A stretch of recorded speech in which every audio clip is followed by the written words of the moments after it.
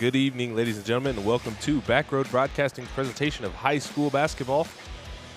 Tonight, it'll be the home team, the Rock Creek Mustangs, taking on the visiting Silver Lake Eagles. And it would not be a basketball evening without my co-host this evening, Jeff McCormick. How we doing? I'm doing good, Isaiah Dobbins. Thanks for not introducing yourself before kicking it over to me so nobody knows who you are. I gotcha.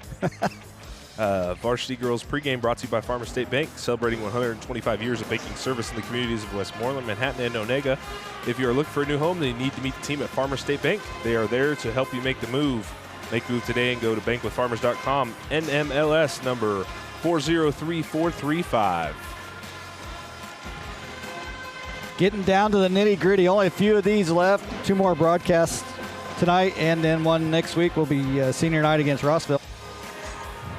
So, yeah, not much left of this season. Been a tough season so far for the Rock Creek Mustang girls team. They had a good showing, but a tough loss last Friday night against St. Mary's. They end up making a run there right at the end, came up just short last Friday, 37-46. Mustangs went on the road to the Chapman Fighting Irish on Tuesday night. Lost the game there, 33-52. So right now the Mustangs are sitting at 14th in the 4A East Sub-State. We'll talk about this a little bit more probably off and on throughout the night. This Sub-State's looking a little less certain than it was just a few weeks ago. Wamego Raiders have been kind of decimated by some injuries over there. They've had a few losses here in the last 2 weeks as a result of that. They've now dropped down to the number 3, so you may be asking, why am I talking about Wamego? Well, that's exactly it right now. If the playoffs were to start tonight, there'd actually be a first-round matchup between the Wamego Red Raiders and the Rock Creek Mustangs with that 3-14 seeding. That's pretty cool to see. That's kind of a new rivalry we've been seeing. I know back when I was in high school, it kind of started a little bit. We'd play them once a year in football, but it used to be Battle of the RCs. Now it's Rock Creek Wamego. Yeah, and I think that'll be renewed once, Rock Creek moves to the North Central Kansas League next year. So they'll be matching off twice a season and, basically basketball, softball, baseball. So I think that rivalry will be renewed. It might be a little bit before we see it at football, since Rock Creek will be staying at 3A in football, but of course being 4A in all other sports and moving over to that league. I certainly think that it will be a rivalry in time that will match probably. It's going to be hard to match the war on 24 between Silver Lake and Rossville, but there's a lot of rivalries in that league. Clay Center and Abilene have a huge rivalry. We've seen games with Rock Creek against Clay Center and Abilene that, boy, you could see those could easily become secondary rivalries. So it'll be interesting to see when they move to the NCKL next week. So the 4A title still may go through Bishop Miege, but who will be challenging them is anyone's guess right now. Fort Scott is currently in first in the East, and Wellington and McPherson are first and second in the West. These 3 are most likely challenges, but there always seems to be an upset somewhere along the way. Wamego thought they would be a challenger, but injuries may keep them at a state tournament altogether. But before the Mustangs can worry about sub-state, they have 3 more games against some of the toughest teams in the state, with Rossville sitting at number 2 in 3A, and of course tonight's visitor, 17-0, number 1 team in 3A, the Silver Lake Eagles. Silver Lake will be led by the preseason Acacia 3A player to watch this season, Mackenzie McDaniel. Yeah, and as you can see there on the screen, we were talking about that. Right now, what we're looking at in the playoff pictures, you got Wamego sitting at 3, Rock Creek at 14, and Labette County and Field Kindly there. That's basically your sub-state. So the top 4 seeds right now get home, get the host games against 4 teams, and that's really what it's looking like right now. If the playoffs were to start now, obviously Rock Creek would like to pick up another win along the way. Right now, the only reason they're sitting in 14th is really because of point differential, and having Silver Lake tonight, who I know can score a lot, and having Rossville next week, who could also score a lot, could become a little bit tougher for the Mustangs. So, yeah, like you were talking about with Mackenzie McDaniel, of course, she was a Kansas High School Activities Association 3A player to watch at the beginning of the year. They saw another player last week in Hayden Heim. They're actually going to see another player next week in Prine. But yeah, this week it's Mackenzie McDaniel, 6'1", an absolute dominant presence inside the paint for Silver Lake for basically all 4 years that she's been in high school. She was a first-team All-Class 3A honor as a sophomore and a junior after leading the Eagles to top 4 state finishes each of the past 2 years. She averaged 15.5 points, 11.5 rebounds as a sophomore. May have dipped just a little bit in their numbers, 14.4 points and 9.1 rebounds per game. But the Eagles became a little bit more balanced, and I actually think they're a little bit more balanced this year as well. But She had 17 double-doubles as a sophomore and holds a school record in defensive rebounds and offensive rebounds in a game with 12 and 11 respectively. And of course, she has already committed. Next year, she will be saying Stingers up with the Emporia State University Hornets. After playing the 3A watch list last week in St. Mary's Haydenheim, Mustangs will face another one tonight. The approach will be very similar, but the big difference will be the supporting cast around McDaniel. Number 12, McKinley Kruger, and 4, Kaylin Hani are good complementary pieces to the team dynamic of the Eagles. Yeah, absolutely. I watched a little bit of their game film. You know, St. Mary's, pretty much all their offense ran through Heim. You know, some of the other supporting players may have a good night here or there, but the Eagles is a very balanced team. You know, to be perfectly honest, Mustangs are probably going to be a little bit hard-pressed to give the Eagles their first loss of the season. Eagles coming in 17-0 right now. They are the number 1 seed in all of 3A right now with their 17-0 undefeated season they got going. Yeah, I mean, it's kind of a darned if you do, darned if you don't right now. I mean, you can't really double down on McDaniels because you got number 12 Kruger, you got number 4 Haney. It's on the outside, and those are just the first 2. Of course, you could also spread the wealth around to some other players as well.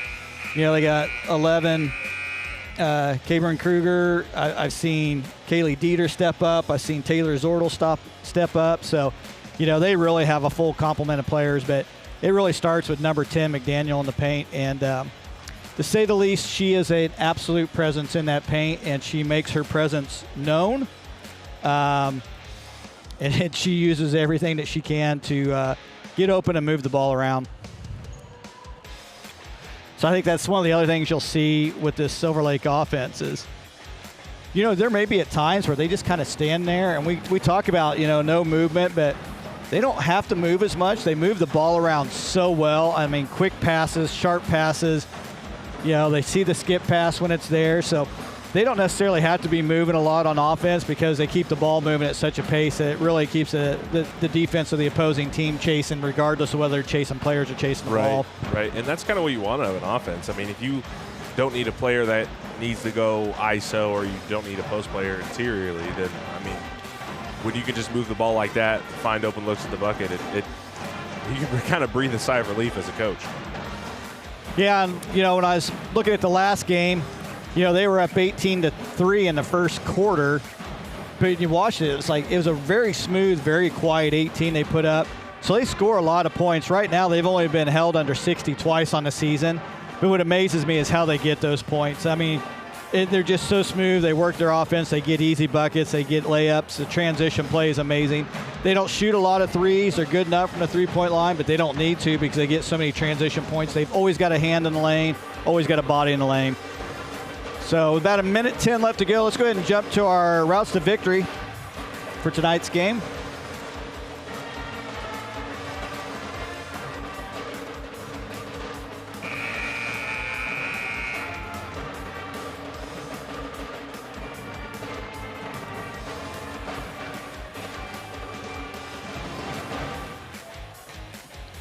Starting with the Rock Creek Mustangs, first and foremost, they got to shut down the Mac attack. They got to keep number 10 under control. Don't rush the shot. We saw last week they dribbled down, didn't make a single pass, just put up a shot, and they got to box out on defense. They got to limit the second chance opportunities for this Eagles team because they'll absolutely just get killed on those easy point buckets if they don't.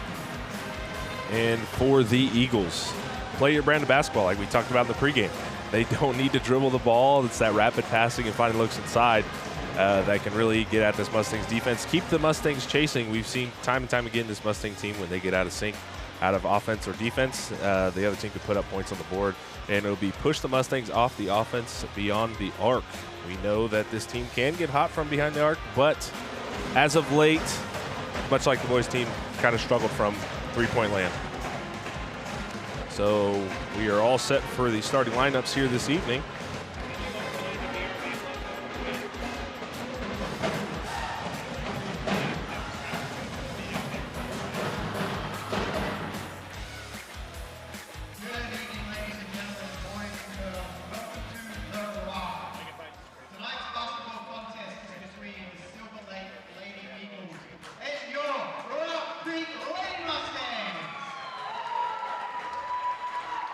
Tonight's contest is sponsored by the fans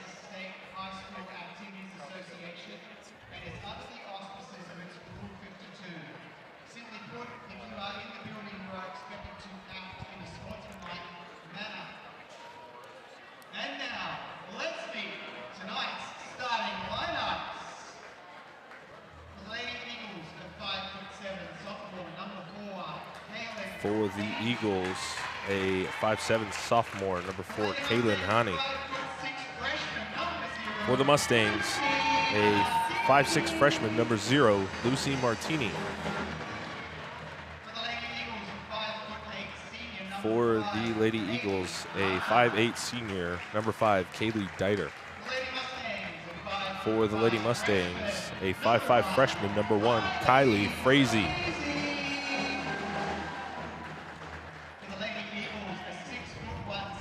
For the Lady Eagles, a 6'1" senior, number 10, Mackenzie McDaniel. For the Lady Mustangs, a 5'10" freshman, number 10, Aislinn Rottinghouse. For the Lady Eagles, a 5'7" senior, number 11, Cabrin Kruger. For the Lady Mustangs, a 5'9" senior, number 21, Brooklyn Plummer.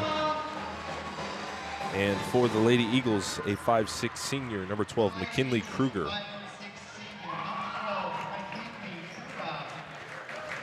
And for the Lady Mustangs, a 5'9" senior, number 32, Peyton Rottinghouse. Silver Lake Eagle girls is going to be head coached by Kyle Porter. Rock Creek Mustangs head coach Adam Plummer, assistants Jessica Roach and Allie Snap. Eagles will have assistant coaches Mark Johnson and Johnny Roberts.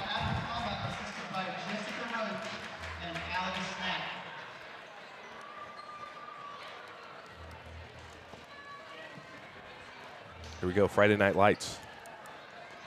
But a little different type of Friday Night Lights than we're used to. The inside Friday Night Inside Lights. Friday Night Lights. Better yet, the climate controlled on these second winter night. I crack jokes about Kansas weather anymore. We have fake fall, second summer. Second winter. Pretend. Well, it's more like a... It's pretend winter, then we have fake spring, then we have real winter, and usually real winter runs into softball and baseball season. Yeah.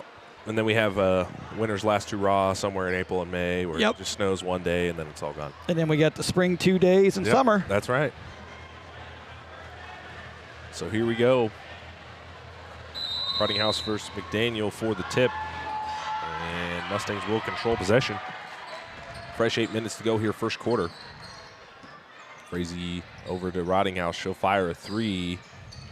Won't go. Rebound will go to McDaniel of the Lady Eagles. Hani gets the offense set up for the Lady Eagles. So tough matchup right away. Peyton Rottinghouse on McDaniel inside. Nice move by Dieter. And Lady Eagles will score first.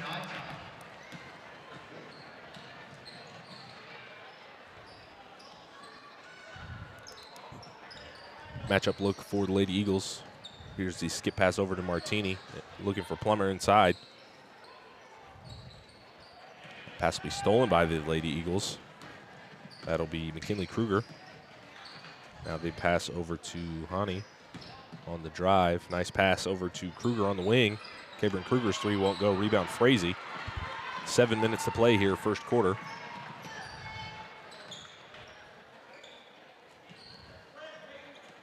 Here's Rottinghouse at the top of the key. Skip pass to Frazee in the corner. Back out to Aislinn Rottinghouse. Still in that matchup look for the Lady Eagles. Entry pass into Plummer, and they're going to get Plummer with the travel. Possession arrow will go to the Lady Eagles. Yeah, I know Plummer is most comfortable down in the block, but I think whoever McDaniel's guarding, me personally, I would kick them out to the free throw line, somewhere out 10-15. Like, get her presence out of the paint. Let somebody else go down underneath. Let Rottinghouse go down underneath. Either one of them to set up the post player. Whatever you can do to clear McDaniel out of the paint, I think that's what you got to do on that end.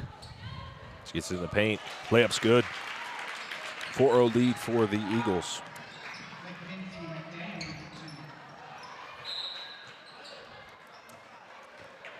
Yeah, it's a good point there, Judd. If you take McDaniel out of the lane, that allows for attacks at the bucket, and, you know, it allows your post players to kind of get a one-on-one matchup on the wing. That'd be a little more favorable, I would think. So we'll see what they do offensively here. Here's Frazee in the corner. Has it stripped. That is Hani with the steal. ahead to McKinley Kruger, and one bucket is good. 6-0 lead now for the Eagles. So like I said, 2 minutes in, 6-0. It's just they do it quietly. They get their transition points. They get back quickly. They've always got hands in the passing lane. It's a tough, balanced team.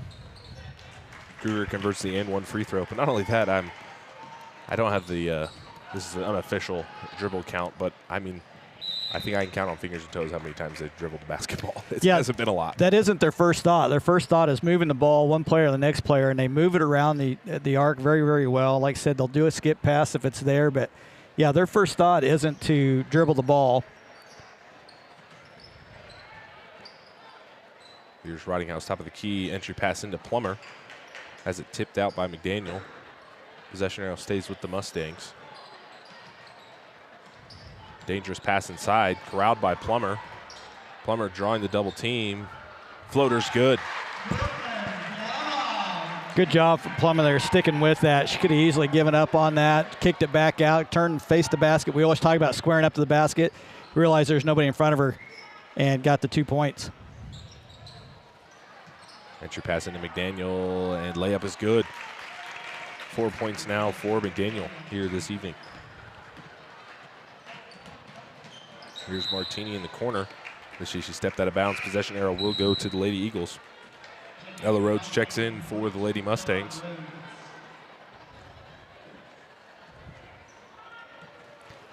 So most likely we're going to see a McDaniel-Ella Rhodes matchup. Same thing. Push Ella Rhodes, get her to come out away from the basket. Yeah, she may not be a scoring threat from 10 to 15 feet, but you get McDaniels out of the paint, and that's going to help everybody else out on the offense as well.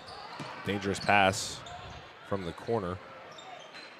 There's a skip pass to Hani. Now over to McKinley Kruger. She fires a three, won't go. Rebound McDaniel. Layup's good. Head to the line for one. Make that 6 and a possible 7 for McDaniel here, first quarter. Yeah, it was an impossible task there for Lucy Martini on the backside, trying to box out and then try to stop that. Picking up her second quick foul here in the first quarter.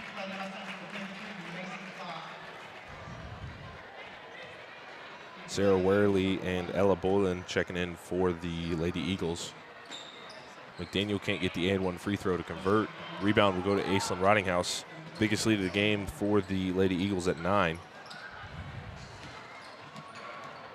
So an extended 3-2 zone look for the Lady Eagles. Skip pass to Rhodes. Back over to Frazee. Pass is tipped from Frazee. She controls it. Splits the double team, kicks it to Rhodes. And Coach Plummer wants to talk things over for our first time out of the game. Yeah, that timeout's going to be brought to you by Faith Furniture. Serving the Manhattan and surrounding area since 1952, Faith Furniture takes pride in the value, selection, knowledge, and family experience to share with all their customers. If you are looking for a full arrangement of great-looking furniture for your living room, dining room, bedroom, or office, or if you're just looking for the perfect accent to tie the room together, Faith Furniture has what you're looking for. When it comes to buying new furniture, you got to have faith. So, late first quarter, 11-2 lead for the Lady Eagles. Mackenzie McDaniel leading the way with 6 points.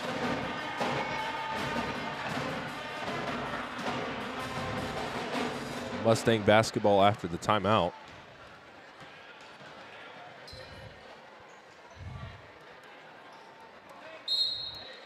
Number 33, Macy Clark, is checked in for the Mustangs. Checking in for number 0, Martini. Here's Clark. Pass to Rhodes in the corner. So right now you got a mismatch. You need to get Plummer out, number 21 out, get Rhodes down on the paint. McDaniel's currently guarding Plummer. Ella Rhodes has got a 6-inch advantage over the next closest person guarding her, but she was out away from the wing. So we'll see if they mix it up here. Right now is where they should be looking inside to Ella Rhodes. Pass inside to Plummer, and they get McDaniel with the foul. That'll be her first, team first. 3:50 to play, first quarter.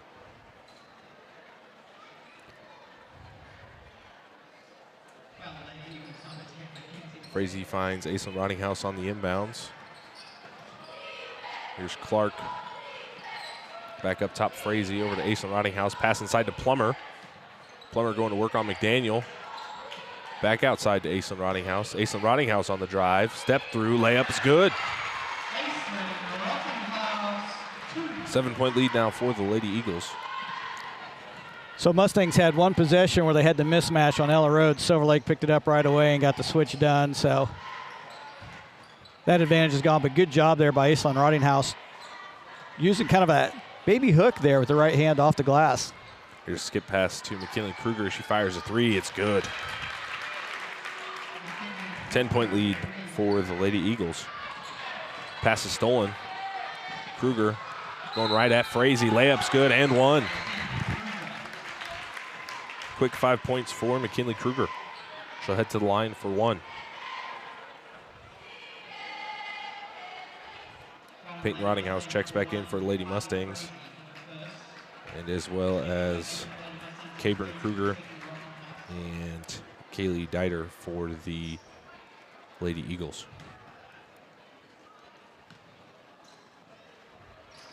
Free throw from McKinley Kruger is good. 13-point lead for the Eagles.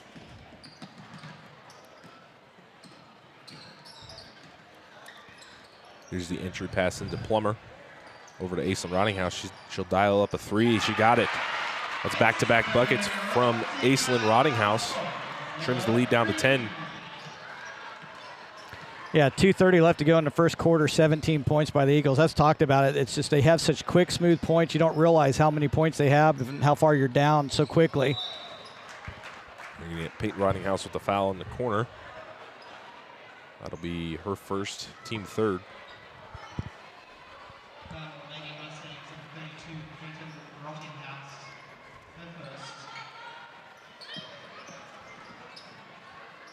And Burley fires a three, won't go. Rebound for Cabrin Kruger. Second chance bucket won't go. McKinley Kruger fires a three, won't go. Gets a rebound. Floater is good.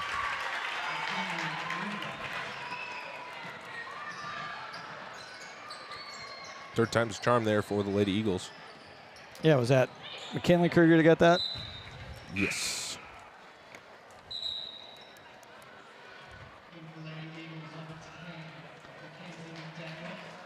And this is the other thing you'll see with Silver Lake. They really keep fresh bodies out there, keep the subs coming and going. And, you know, having a 17-0 season, number one ranked 3A team coming into a 4-13 Rock Creek team, they could have easily basically just been overlooking them and not come out sharp. They came out sharp, ready to play.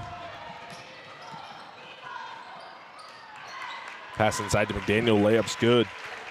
Yeah, and we talked about it, I mean, with the boys game when they played Marysville a few weeks back, you know, you called it a trap game, and, you know, and during that pregame we talked about what separates good teams from great teams. They can come out regardless of another team's record and take care of business.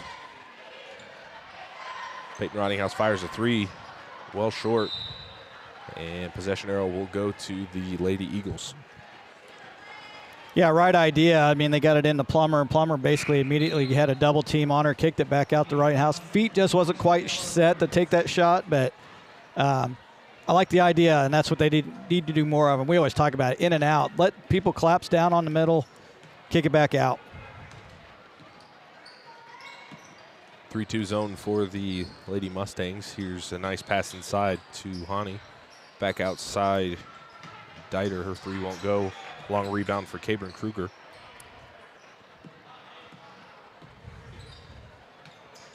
Good ball movement inside, finds McDaniel, draws a double team, has it blocked, gets it back. Second chance bucket's good for the Lady Eagles.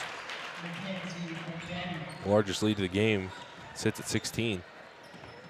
45 seconds remaining here, first quarter. Here's Frazee on the drive, has it stolen. It's Dieter on the steal. Nice pass inside to McDaniel from Hani. Yeah, just split the Mustang defense. Good heads up, moving down the court, found the open runner. It's a great pass, too. I mean, it wasn't like the Mustangs weren't getting back. She just split both defenders there coming through.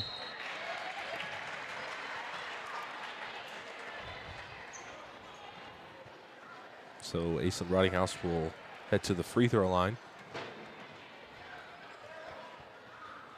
That foul going on number 5, Kaylee Dieter. Her first, team 4th. Brooklyn Plummer checks back in for the Lady Mustangs.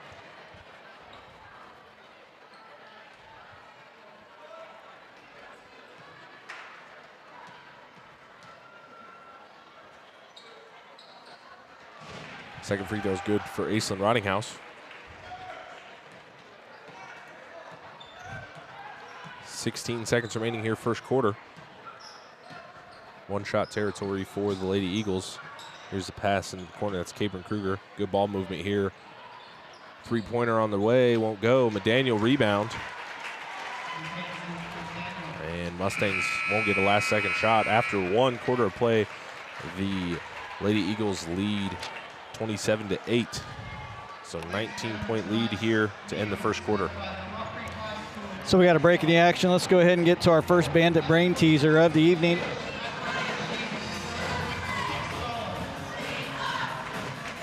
What is the Kansas High School girls team record for most three-pointer attempts in a game?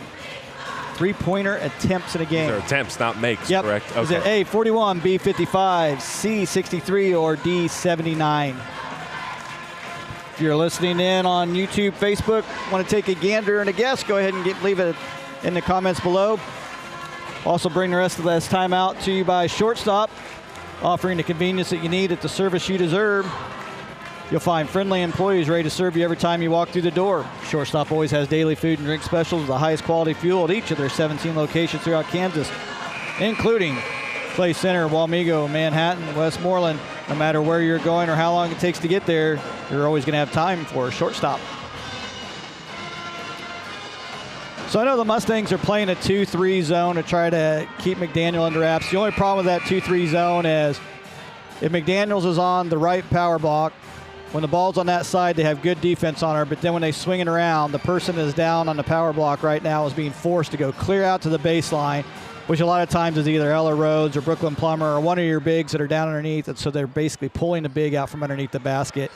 And McDaniel's on the backside for every single rebound and an easy putback. So they need to keep their bigs on her and let the forward on that side kick out on that baseline.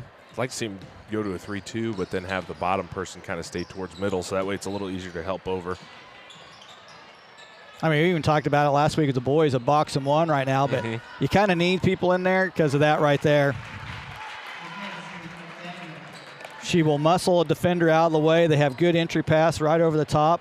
You need backside help as well as fronting her both. You can't just have one person guarding her. Here's Prather on the pass to Martini. Martini gets the layup to go. 29-10 your score here, start of second quarter. Kaylin Hani getting the offense set up for the Lady Eagles.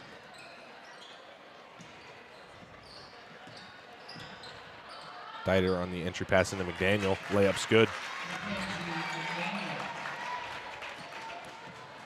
21-point lead for the Lady Eagles. Entry pass into Plummer. Plummer over to Frazee. Frazee tries to find Prather inside. That'll be a turnover for the Lady Mustangs. 6:40 remaining here, second quarter.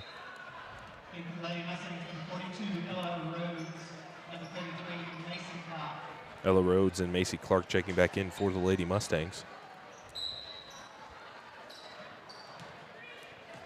Yeah, it's the right idea there. They found Prather underneath, had a mismatch, had the height advantage, just passed just a little bit too high off her fingertips.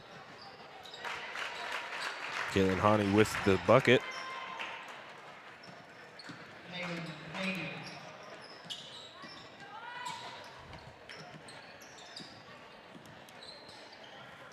Here's Martini on the wing, guarded by Kruger. Here's Clark in the corner, looking for Prather inside. So I think when you got Ella Rhodes out front, you have McDaniel 15 feet away from the basket. That's where you need to get Prather or Rottinghouse or Plummer, whoever your four is, to cut through that lane and get that pass in the middle. Anytime you can get McDaniel 15-plus feet away from the basket, that's when you got to have your 3 and your 4 cutting through the lane on the mismatches. Not only that, but Mustangs could really utilize a high pick and roll as well. Try to get her away from the bucket that way. And switched on to one of their guards, so that way they have a mismatch down low. Yeah, because there's going to come a time, I mean, if you get her out 15 feet from the basket, but, you know, like right there, she didn't bother coming out on Prather, didn't think it was a scoring threat out there. So you're going to have to eventually take those 15-footers to get her pulled out away from that basket again if you want to clear out that lane. And right now, you're down by 23. You might as well experiment and do as many things as you possibly can. Right. There's Cabrin Kruger on the drive. Floater won't go. Rebound, McDaniel. Double doesn't matter. Gets the bucket to go.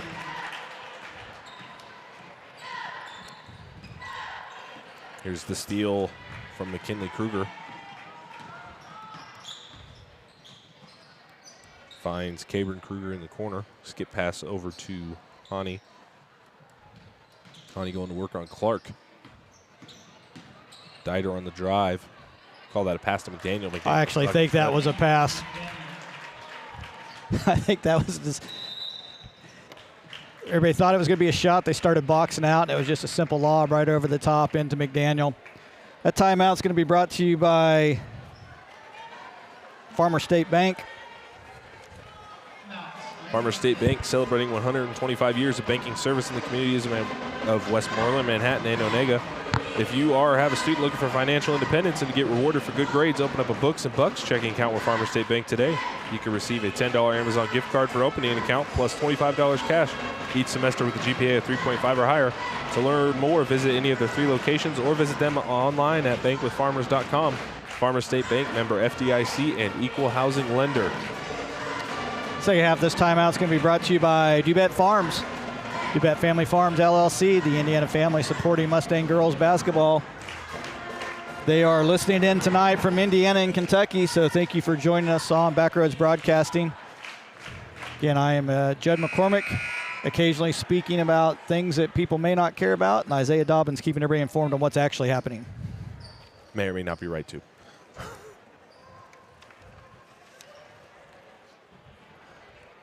So 37-10 your score. Just about to the midway point here of the second quarter. 4:56 left here in the second quarter.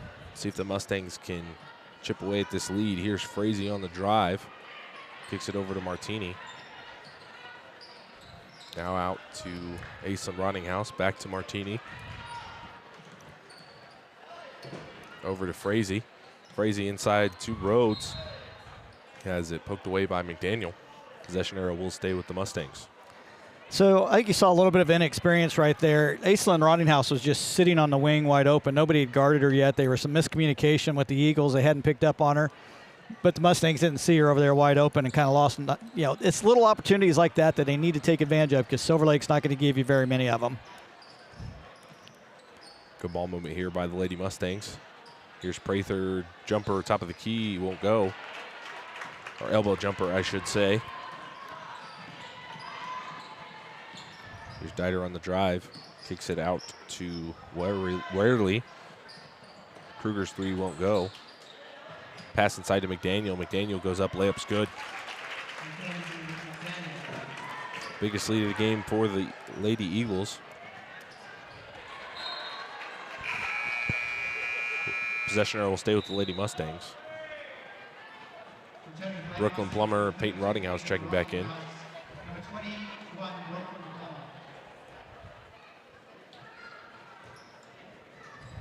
Frazee to inbound. Finds Plummer. Over to Peyton Rottinghouse. Inside just like Plummer. that. Mustangs get a look, can't come away with it. Rebound will go to McDaniel. Here's McKinley Kruger now. Over to Warely. And then McDaniel inside. Can't get the layup to go. Possession arrow will stay with the Lady Eagles. They're going to get Brooklyn Plummer with the foul. All right, call out on Peyton Rottinghouse. Be her second, team first of the quarter.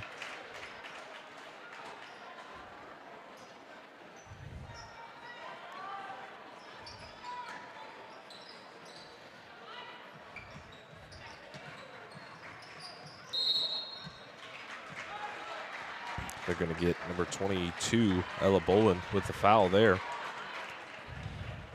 That'll be her first, team second of the half. Yeah, that was pretty aggressive.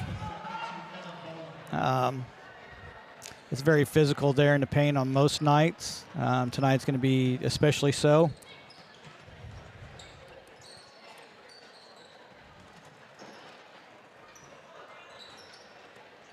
Coming out with a, looks like a 1-3-1 for the Lady Eagles.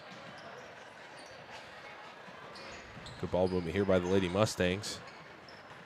Martini wide open on the wing. Dumps it inside to Plummer, back outside to Peyton Rottinghouse. Dangerous pass. Well, Silver Lake covers ground quickly, though. Mustangs great ball movement, but still didn't have an open shot anywhere on the court. They get Bolin with the second foul. 2 quick ones for her. It'll be her second, team third. Aislinn Rottinghouse to inbound.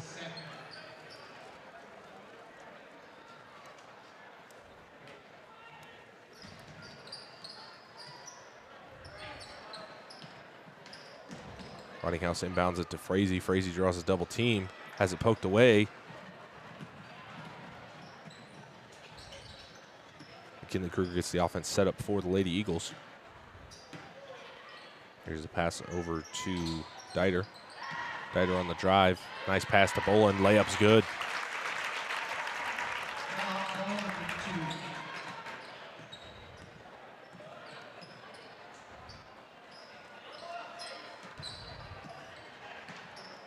Here's Frazee. Skip pass over to Rottinghouse. Peyton Rottinghouse in the corner. Pump fakes, drives in. Layup won't go. 2 minutes remaining here, second quarter. You know, and it's games like this where I always talk about they're a mismatch right now, obviously, in the talent level and the athleticism. But one thing that the Mustangs could try to do really right now is try to match the aggression of the Eagles. You know, don't be afraid to mix it up. Don't be afraid to have a foul called on you, but you really got to match their aggression because right now they're just having their way with them. And I think really the confidence and the aggression in which they're playing with the Mustangs just aren't able to match. Martini's jumper's good. Last bucket for the Lady Eagles coming from number 5, Kaylee Dieter.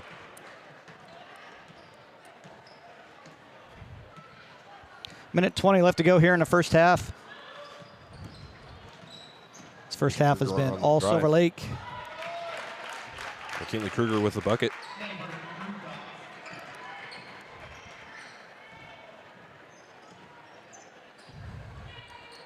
Just pass over to Rottinghouse in the corner. Pull-up jumper, won't go. Brooklyn Plummer there, clean up the rebound. So under a minute remaining here, second quarter. 31-point lead for the Lady Eagles. Here's Kruger over to Worley. Dieter wide open three-pointer, got it. Largest lead of the game for the Lady Eagles.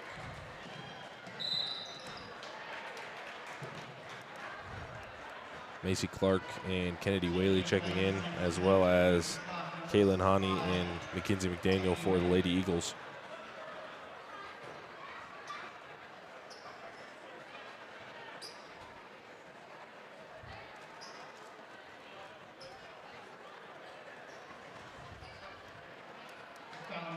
Last foul going on Ella Bolin, her third, team fourth.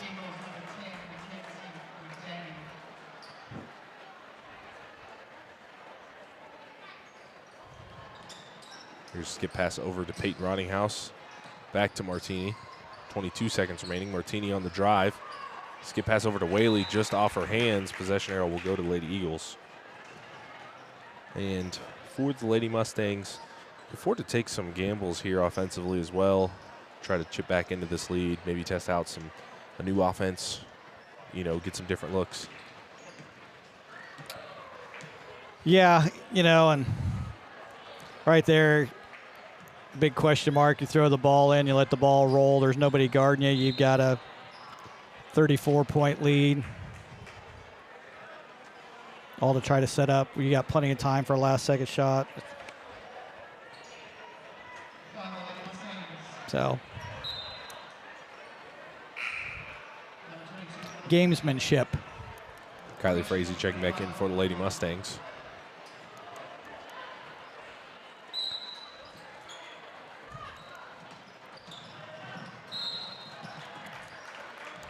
There'll be back-to-back fouls on Brooklyn Plummer. She'll pick up her second, team third.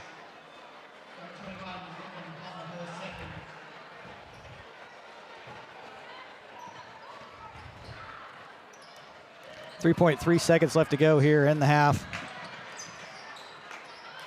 Deep three-pointer for Hani won't go. After 2 quarters of play, 48-14 your score. Let's go ahead and get to that answer to that first Bandit brain teaser.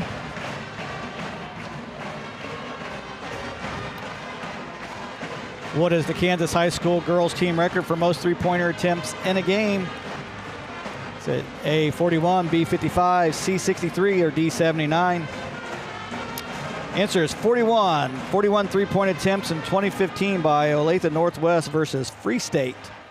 Yeah, so, many of those they made. I do, but that may be a question later down the line. So why would I give away an answer for a potential brain teaser? Fair enough. All right. So we're going to have a short intermission here. It looks like we're going to have some young cheerleaders coming out on the dance floor. Isaiah Dobbins, Judd McCormick. We'll be back here with you in about 5 minutes. And due to Facebook restrictions, we will not be playing the music that is on the court, but we'll have some great copyrighted music here from us. Non-copyrighted. Non-copyrighted music, sorry. Here on the Backroads broadcast. Don't go anywhere. We'll be right back.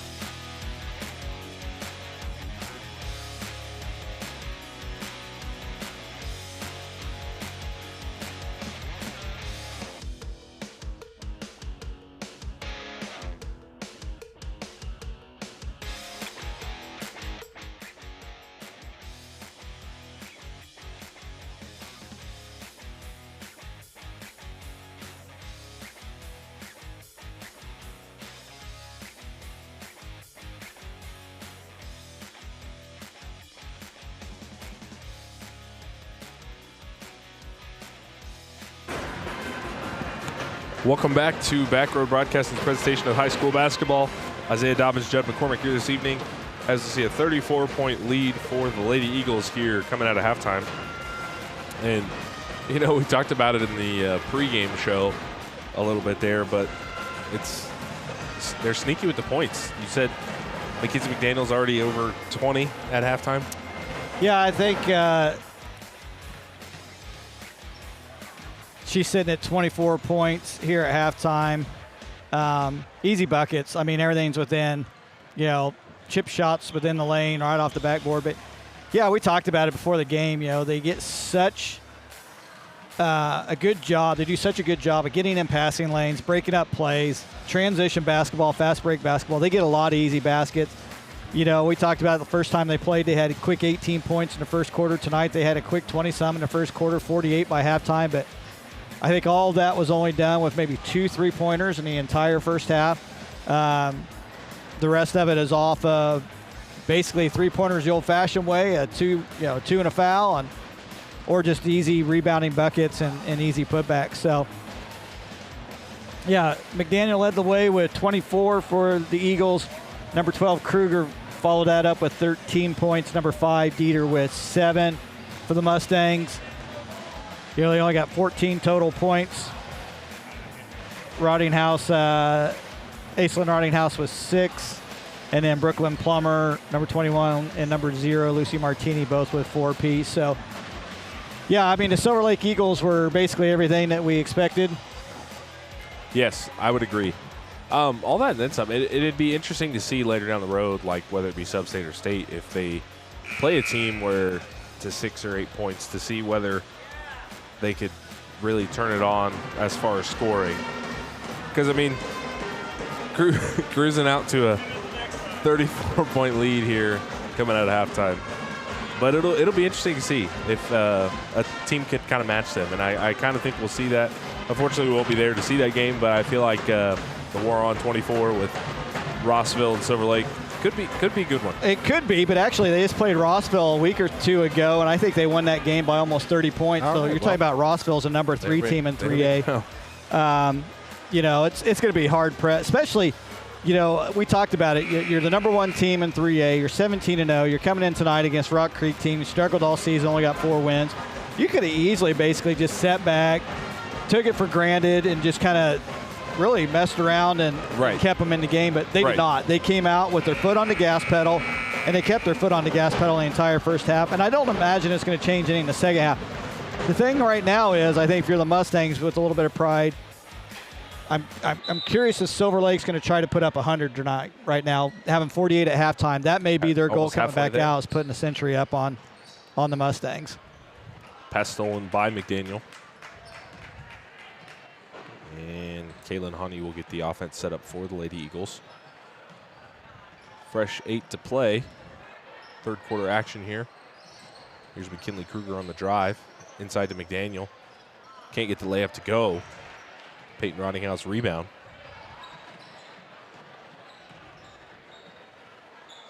Martini, corner 3. Got it.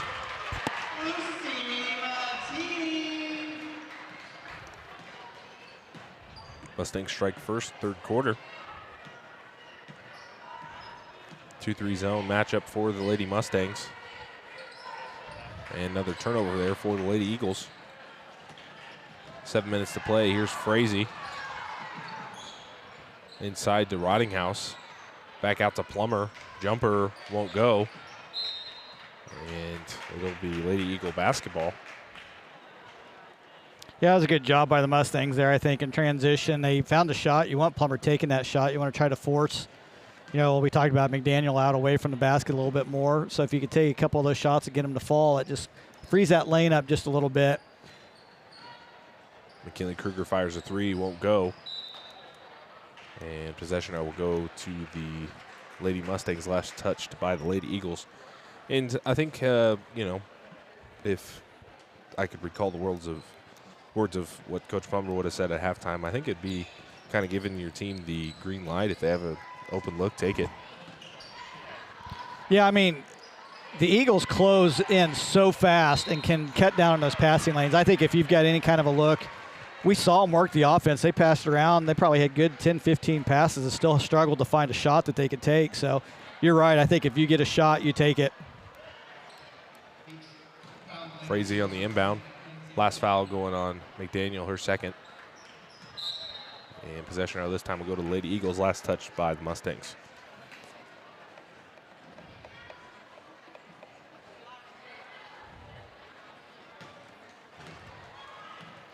So the point differential for the Mustangs in their sub-state bracket is going to take a bit of a hit tonight. Again, that's what's keeping them out of a play-in game right now in the bracket. So that's the big thing they're trying to avoid. Dyer with the bucket. I think with the struggles that Waumego's had lately, I think you want to stick at that 14, because if Waumego's at 3, that might be the best chance for an upset in the 4A East sub-state is that 13-14 matchup with the Red Raiders right now with some injuries. Frazee will be fouled. She'll head to the line for 2. That foul going on number 5, Kaylee Dyer. Her second, team second. And we did see the Mustangs a few weeks ago traveling to Waumago and only suffered a 10-point loss. So who's to say, you know, with a down-and-out team that the Mustangs can't bounce back in a big way at sub-state? Yeah, and I don't think it's the same Mustang team then, and I don't think it's the same Raiders team from then either. So, yeah, they've only got 2 games left after tonight. You know, whether they can pick up another win or 2, if nothing else, they still need to be playing hard and playing close and keep that differential at least in their favor over the 15 seed. Second free throw won't go for Frazee. And Coach Plummer wants timeout.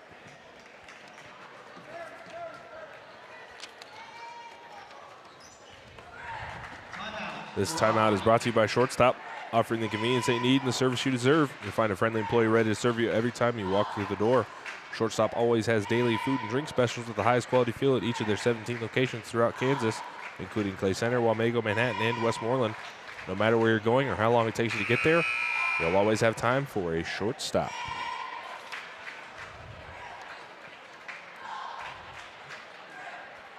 Or you'll always have time for a timeout if you are the Lady Mustangs and Coach Plummer. Yeah, that was a good timeout right there. You know, Plummer got the rebound, was down on the ground trying to find somebody. Actually, I think got the pass out to an open player, but wanted to maintain that possession. You got, you know, handful of timeouts left. Might as well use it. Try to keep that ball. Keep working with your offense. Keep working with your team to try to do what you can to learn as this. You know, it's a learning opportunity. It's a gut check opportunity for the Mustangs where they keep fighting hard through the rest of this game. Here's the pass to Hani. She fires a 3. Won't go. Rottinghouse with the hustle. Can't get the rebound. Nice pass. Hani gets it back. Floater won't go. Another rebound for the Lady Eagles. We're going to have a travel. And possession arrow will go to the Lady Mustangs.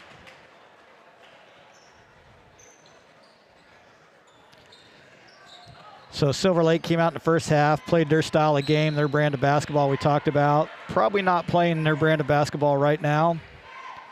But I guess you can afford to do that when you've got a 33-point lead. But I think as a coach, it probably drives you a little insane seeing that they get a little bit sloppy. You know, you still want to keep fundamental basketball going regardless of what the lead is. Here's Frazee. Nice pass inside to Aislinn Rottinghouse. Back out to her sister, fires a 3. Won't go. Rebound Aislinn Rottinghouse. Pump fakes and gets the second chance bucket to go.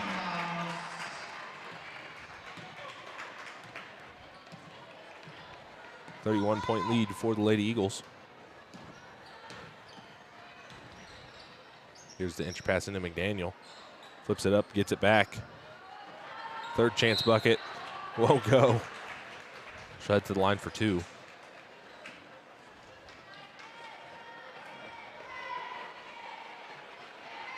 That'll be Plummer's third foul.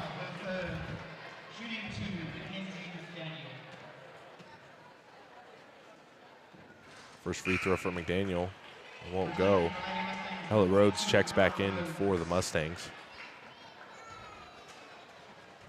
4:54 remaining here, third quarter.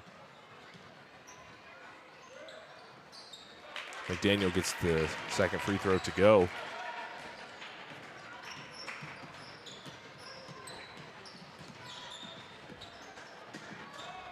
Here's Rottinghouse in the corner. Has it poked away. McKinley Kruger on the drive. Goes right at Aislinn Rottinghouse. And possession arrow will stay with the Lady Eagles. Ella Bolin and Sarah Wellery checking in for the Lady Eagles.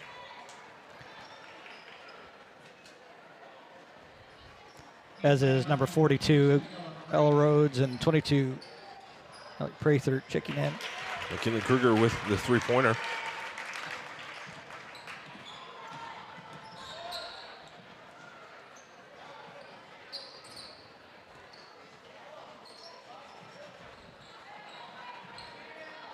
Extended zone matchup for the Lady Eagles. Lucy Martini fires a corner three. Won't go. Rebound Warely, or excuse me, that's Hani with the rebound. Drives in, nice Euro step, and gets the layup to go. Yeah, so of the senior deep team that Silver Lake has, she's just a sophomore, so they'll be dealing with her for several years to come. Number 22, Bolin, just a junior, but yeah, number 4, Haney, just a sophomore. Bolin comes away with the steal. Kruger fires another three. Won't go. Rebound McDaniel. Can't get the second chance bucket. Martini comes away with the rebound.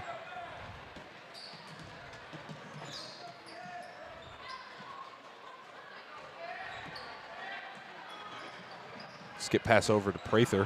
Has it knocked out of bounds. Kaylee Dieter and Cabrin Kruger checking back in for the Lady Eagles.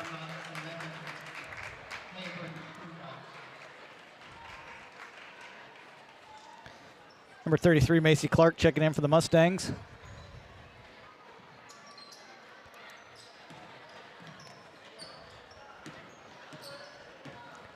Silver Lake in that 1-3-1 kind of extended zone, pressing it out. Mustangs kind of struggling with this right now, pushing backwards just a little bit, and that pass over the head of Lucy Martini out of bounds to the Eagles.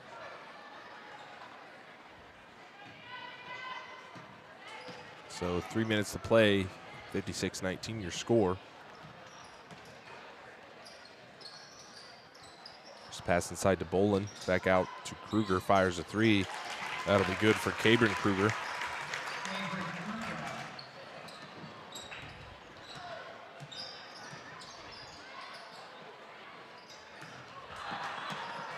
Bolin almost comes away with the steal. Skip pass over to Martini, fires a three.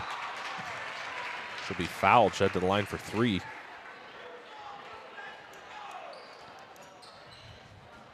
So I guess the answer to the question is, yes, the Eagles want to put up as many points as they possibly can on the Mustangs tonight, firing more three-pointers in the third quarter than they did in the entire first half.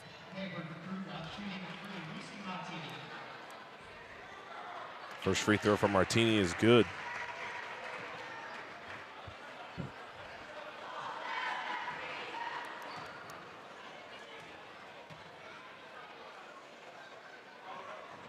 Second free throw is good.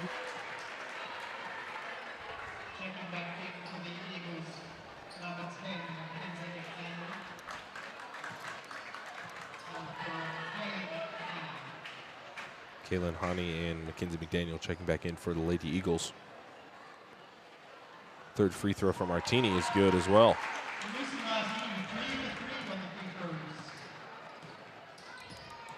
.230 to play here, third quarter.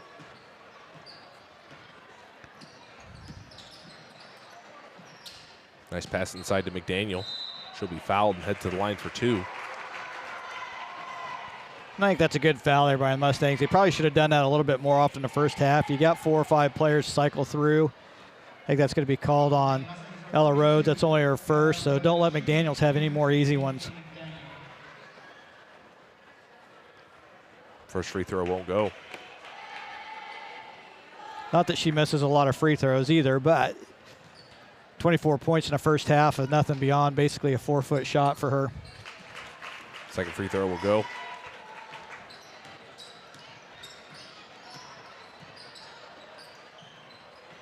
Here's Frazee on the pass to Prather. Tries to find Rhodes, has it stolen. Nice pass inside to Cabrin Kruger. Can't get it to go. Dieter will be fouled. She'll head to the line for 2. It's going to be Ella Rhodes' second foul.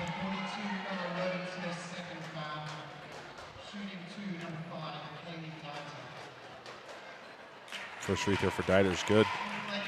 Peyton Rottinghouse and Brooklyn Plummer checking back in for the Mustangs.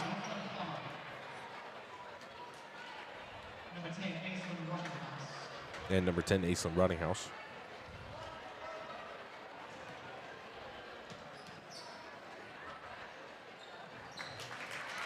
Two of 2 from the free throw line for Kaylee Dieter. 2 minutes to play here, third quarter. Here's Rottinghouse in the corner, draws a double team.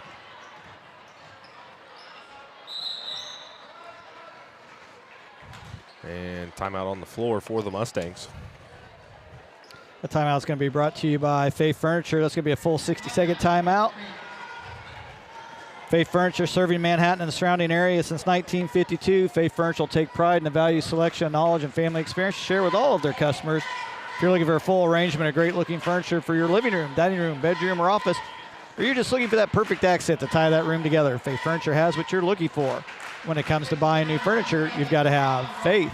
This timeout is also brought to you by Farmers State Bank, celebrating 125 years of banking service in the communities of Westmoreland, Manhattan, and Onega. If you have a student looking for financial independence and to get rewarded for good grades, open up a Books and Bucks checking account with Farmers State Bank today. You can receive a $10 Amazon gift card for opening an account, plus $25 cash each semester with a GPA of 3.5 or higher. To learn more, visit any of their 3 locations or visit them online at bankwithfarmers.com. Farmers State Bank, member FDIC, and equal housing lender. I must say, Judd, while that broadcast while you were away, I got a new challenge for you. Is that right? I got 3 ad breaks. 3 ad breaks? And 1 timeout. I tried to get a third one in right there, but I was having a miscommunication with our producer, Cody Roach, there on what we were trying to bring up. But it's all right. We'll get it. So with just under 2 minutes to play, the Lady Eagles lead by 40 here. That pass will be stolen by Dieter.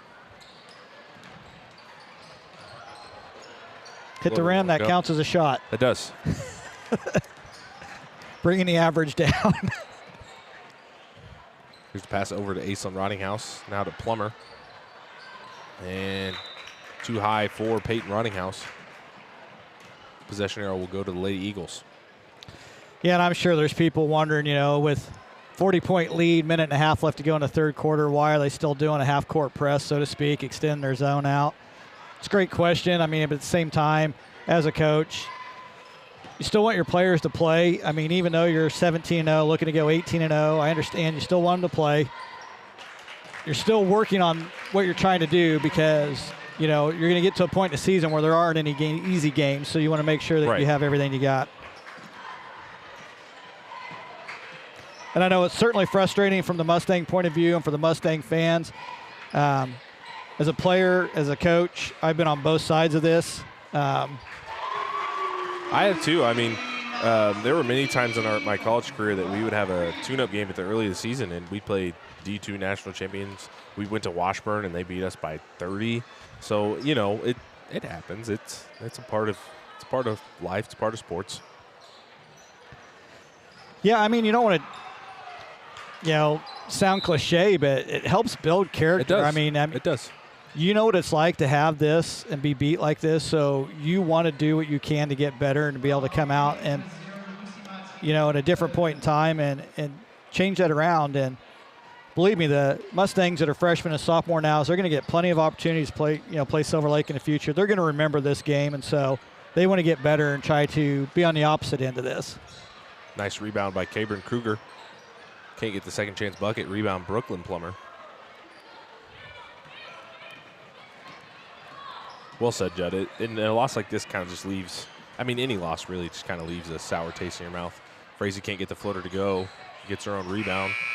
And Mustangs won't get a last-second shot off. We'll head into the fourth quarter. A 39-point lead for the Lady Eagles. Yeah, let's go ahead and get to our second Bandit brain teaser here for the girls game before we get into that. Is that the answer that I asked you? Or the question, or the answer to the possible question that I asked you earlier? I don't know what it is. What is the most points scored in a single girls game by one player? Is it A, 61, B, 69, C, 71, or D, 79? I know. These are very impressive. And very impressive numbers. That's like Wilt Chamberlain numbers. Absolutely right. Why we still have a half a break here before we start the fourth quarter. We're going to bring that to you by DuBet Family Farms. DuBet Family Farms, LLC. Indiana Family Support Mustang Girls Basketball here on Backroads Broadcasting. We appreciate your support. John Bush and everybody that works there, part of the family, the DuBet Family Farms, LLC there in Indiana. Listening in from Indiana and Kentucky tonight. And also let you know the Backroads Broadcasting will be working the Flint Hills Home Show. That'll be happening the weekend of 23rd through the 25th. Backroads Broadcasting will be doing live interviews on the 24th with multiple members and sponsors of that event. So tune in to Backroads Broadcasting on February 23rd, and maybe you'll see myself and Isaiah Dobbins in a nice little sit-down interview-style talk show. I thought you were about to say, see us in a suit, and I was like, I don't know if I own one of those. Well, we can find you one at a thrift store or something. Go pop some tags. 64-25 Silver Lake Eagles here in the fourth quarter, 7.5 to go in this ball game. Got some fresh players in for the Eagles. Running House comes away with the steal. Possession arrow goes back to the Lady Eagles. It's warily on the drive. Nice pump fake by 13. That'll be Taylor Zerdell. Here's warily on the drive. And we have a foul. This will go on Kylie Frazee of the Mustangs. That'll be her second. Yeah, so for the Eagles, I think you have in number 1, Sarah Worley, number 13, Taylor Zordel, number 14, Paige Hyman, number 20, Alana Brewster, and number 22, Ella Bullen. Worley fires a 3, won't go. Long rebound for Kylie Frazee. Passes ahead to Martini. Catch and shoot 3. Bottoms.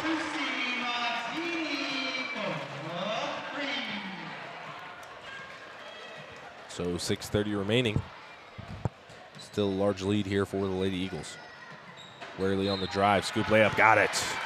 And one opportunity for Sarah Worley.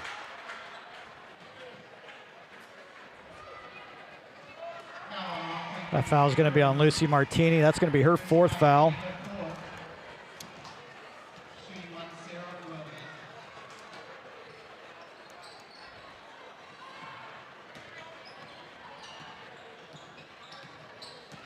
Six minutes to play. Here's Frazee. Entry pass into Rottinghouse. Over to Martini. She'll fire another 3. Got it. She's feeling it. Back-to-back 3-pointers for Lucy Martini.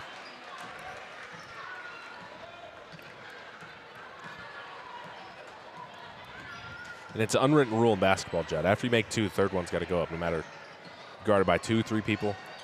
You know, it's the heat check. Even if you're shooting from the logo, right? That's right. Little Caitlin Clark action. Yeah. Which, shout out to her. Yeah, congratulations. What a way to break the scoring record. Just in case she's listening in on a Backroads Broadcasting tonight, congratulations to Caitlin Clark, setting the all-time scoring record for women in NCAA basketball. So if you're listening in, Caitlin, good job. Speaking of scoring records, should we get into the answer to our Bandit Brain Teaser? Because you're so impatient? Sure. What was the most points scored in a single girls game by one player? Is it A, 61, B, 69, C, 71, or D, 79? May not know the number, but there you go, C, 71. Give you a bonus point if you can tell me who it was. I feel like I should know the answer. It's the easiest guess in the world in Kansas high school basketball, probably. I'm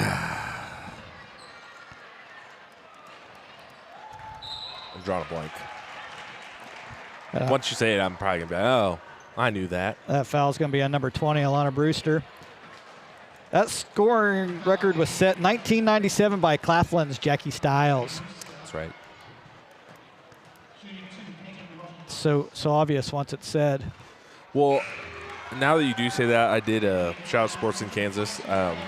They did post a. They've been doing a cool Q&A lately. They've been posting pictures of local area high schools and asking who's the best athlete from that school. But no, they posted a thing about Jackie. I think it was last week, and they were saying she would sell out games, man. There'd be like standing room only in her high school games. But when you're scoring 71, that's understandable. Yeah, I actually had the pleasure of seeing her play in person at state tournament. At that point in time, they were a 1A school, and they were playing against, I believe it was Logan High School, which is a school out of my conference, and that's Jeremy Lenning, who's a teacher here at Rock Creek. That's his alma mater. But I feel like that was the year that they ran into her, and I think she was averaging 40-some points during the playoffs. Jeez. Yeah, it was crazy. Where did she go on to play? She went on to play, I want to say, Southeast Missouri State. Gotcha. Or Southwest Missouri State. I think it was Southwest Missouri State in Springfield. A Grizzly. Good hustle by Peyton Rottinghouse to come away with the steal. Nice pass inside to Martini. Goes up, layup won't go. She'll be fouled and head to the line for 2. 2:50 remaining, running clock here, fourth quarter. And while we were having a side conversation, number 21 for Silver Lake, Jaylee Whitehead checked into the game.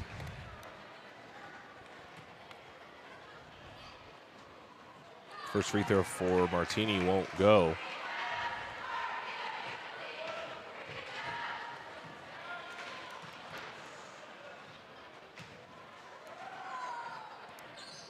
Can't get the second one. Rebound will go to number 24, Savannah Wendy of the Eagles.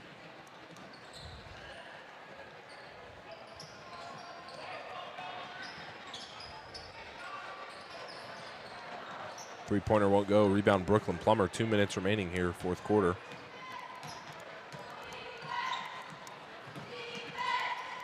Here's the entry pass into Rhodes. Over to Rottinghouse. And they're going to get 13 of the Lady Eagles. That's Taylor Zordell with the foul. That'll be her first, team third. Minute 40 left to go here in the ball game.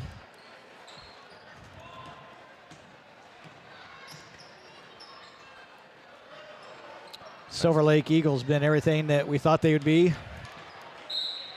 And possession arrow will go to the Lady Eagles off the miss from Rhodes.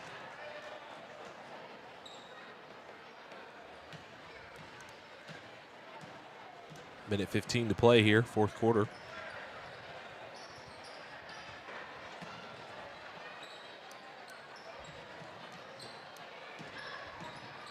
Good ball movement here by the Lady Eagles. Zordell's three-pointer won't go. Yeah, and for what it's worth, I can't remember what the final score was, but the JV girls game that took place right before this was a pretty close contested game. So pretty evenly matched. So, it kind of just gives you an idea right now. Silver Lake just loaded with talent, a lot of senior talent, obviously some talent moving on to four-year university to play at the next level. And again, they're the number one team in 3A, moving to 18-0. So they're a very, very good team, very, very well-coached team. But good job by the Mustangs, playing hard throughout the rest of the game here with 20 seconds left to go. Let's see if that stops the clock. Will they stop the clock for that? He's got to get one of these young Silver Lake coaches. They could jump up there. Have Plummer test the hops. So clock is going to get stopped with about 14 and a half left to go.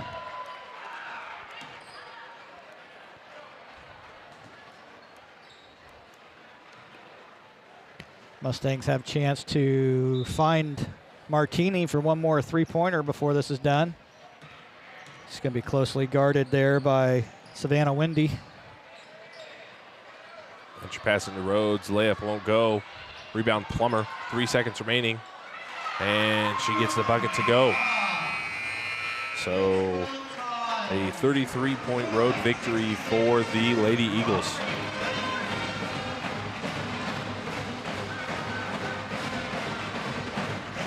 Yeah, we knew it was going to be a tough matchup for the Mustangs coming in. It was going to be hard pressed to try to give the Eagles first loss of the season. You know, like we talked about, they're always in passing lanes. They got stingy defense. They played their game all night long, which was part of the, you know, pregame we talked about with the routes to victory was basically, you know, playing their brand of basketball, keep the Mustangs chasing, and they did that. They really pushed the Mustangs beyond the arc as much as they could. Mustangs tried as they might, could not shut down the MAC attack tonight, but she only ended up with 4 in the second half. So number 10, Mackenzie McDaniel for the Silver Lake Eagles had 24 points in the first half, 4 in the second half.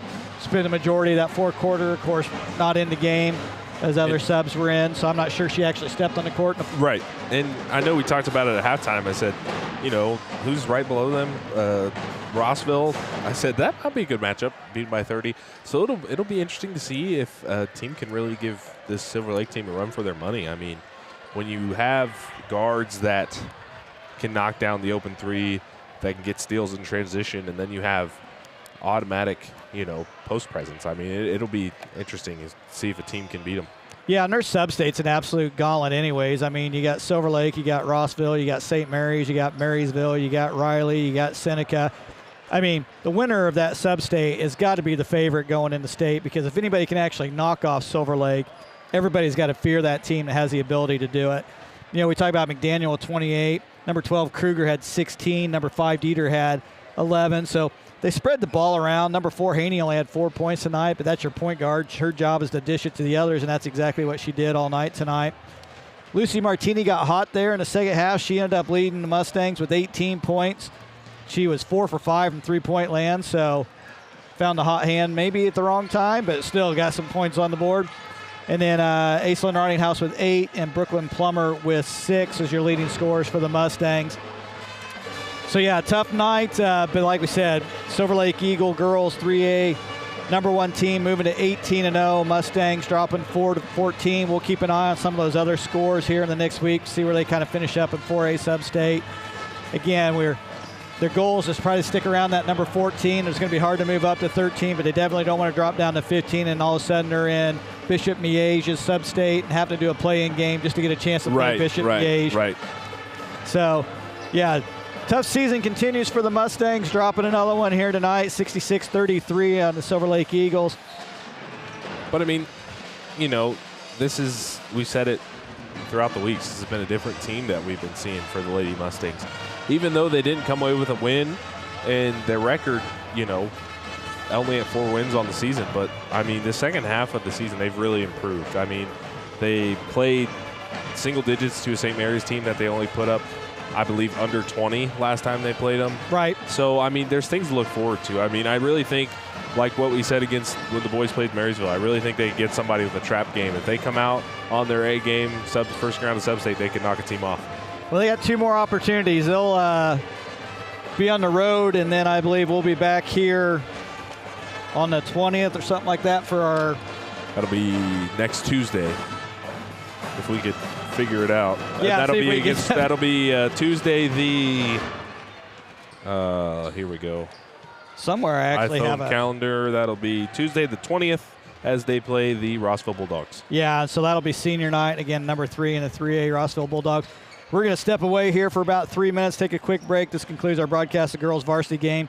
Boys game is going to be set to start here in about 13 minutes. We'll be back at the 10-minute mark. We'll give you a pregame rundown of the boys game and what to expect. And so stay right here with us. Remember, I'm Judd McCormick. I'm Isaiah Dobbins. We'll be right back.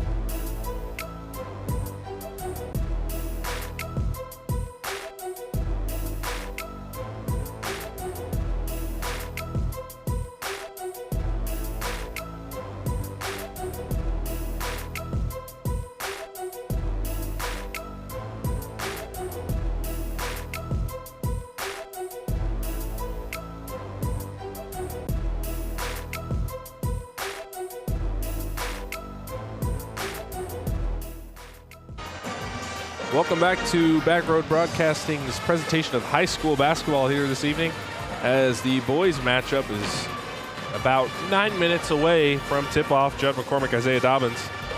This varsity boys pregame is brought to you by Farmers State Bank, celebrating 125 years of banking service in the communities of Westmoreland, Manhattan, and Onega.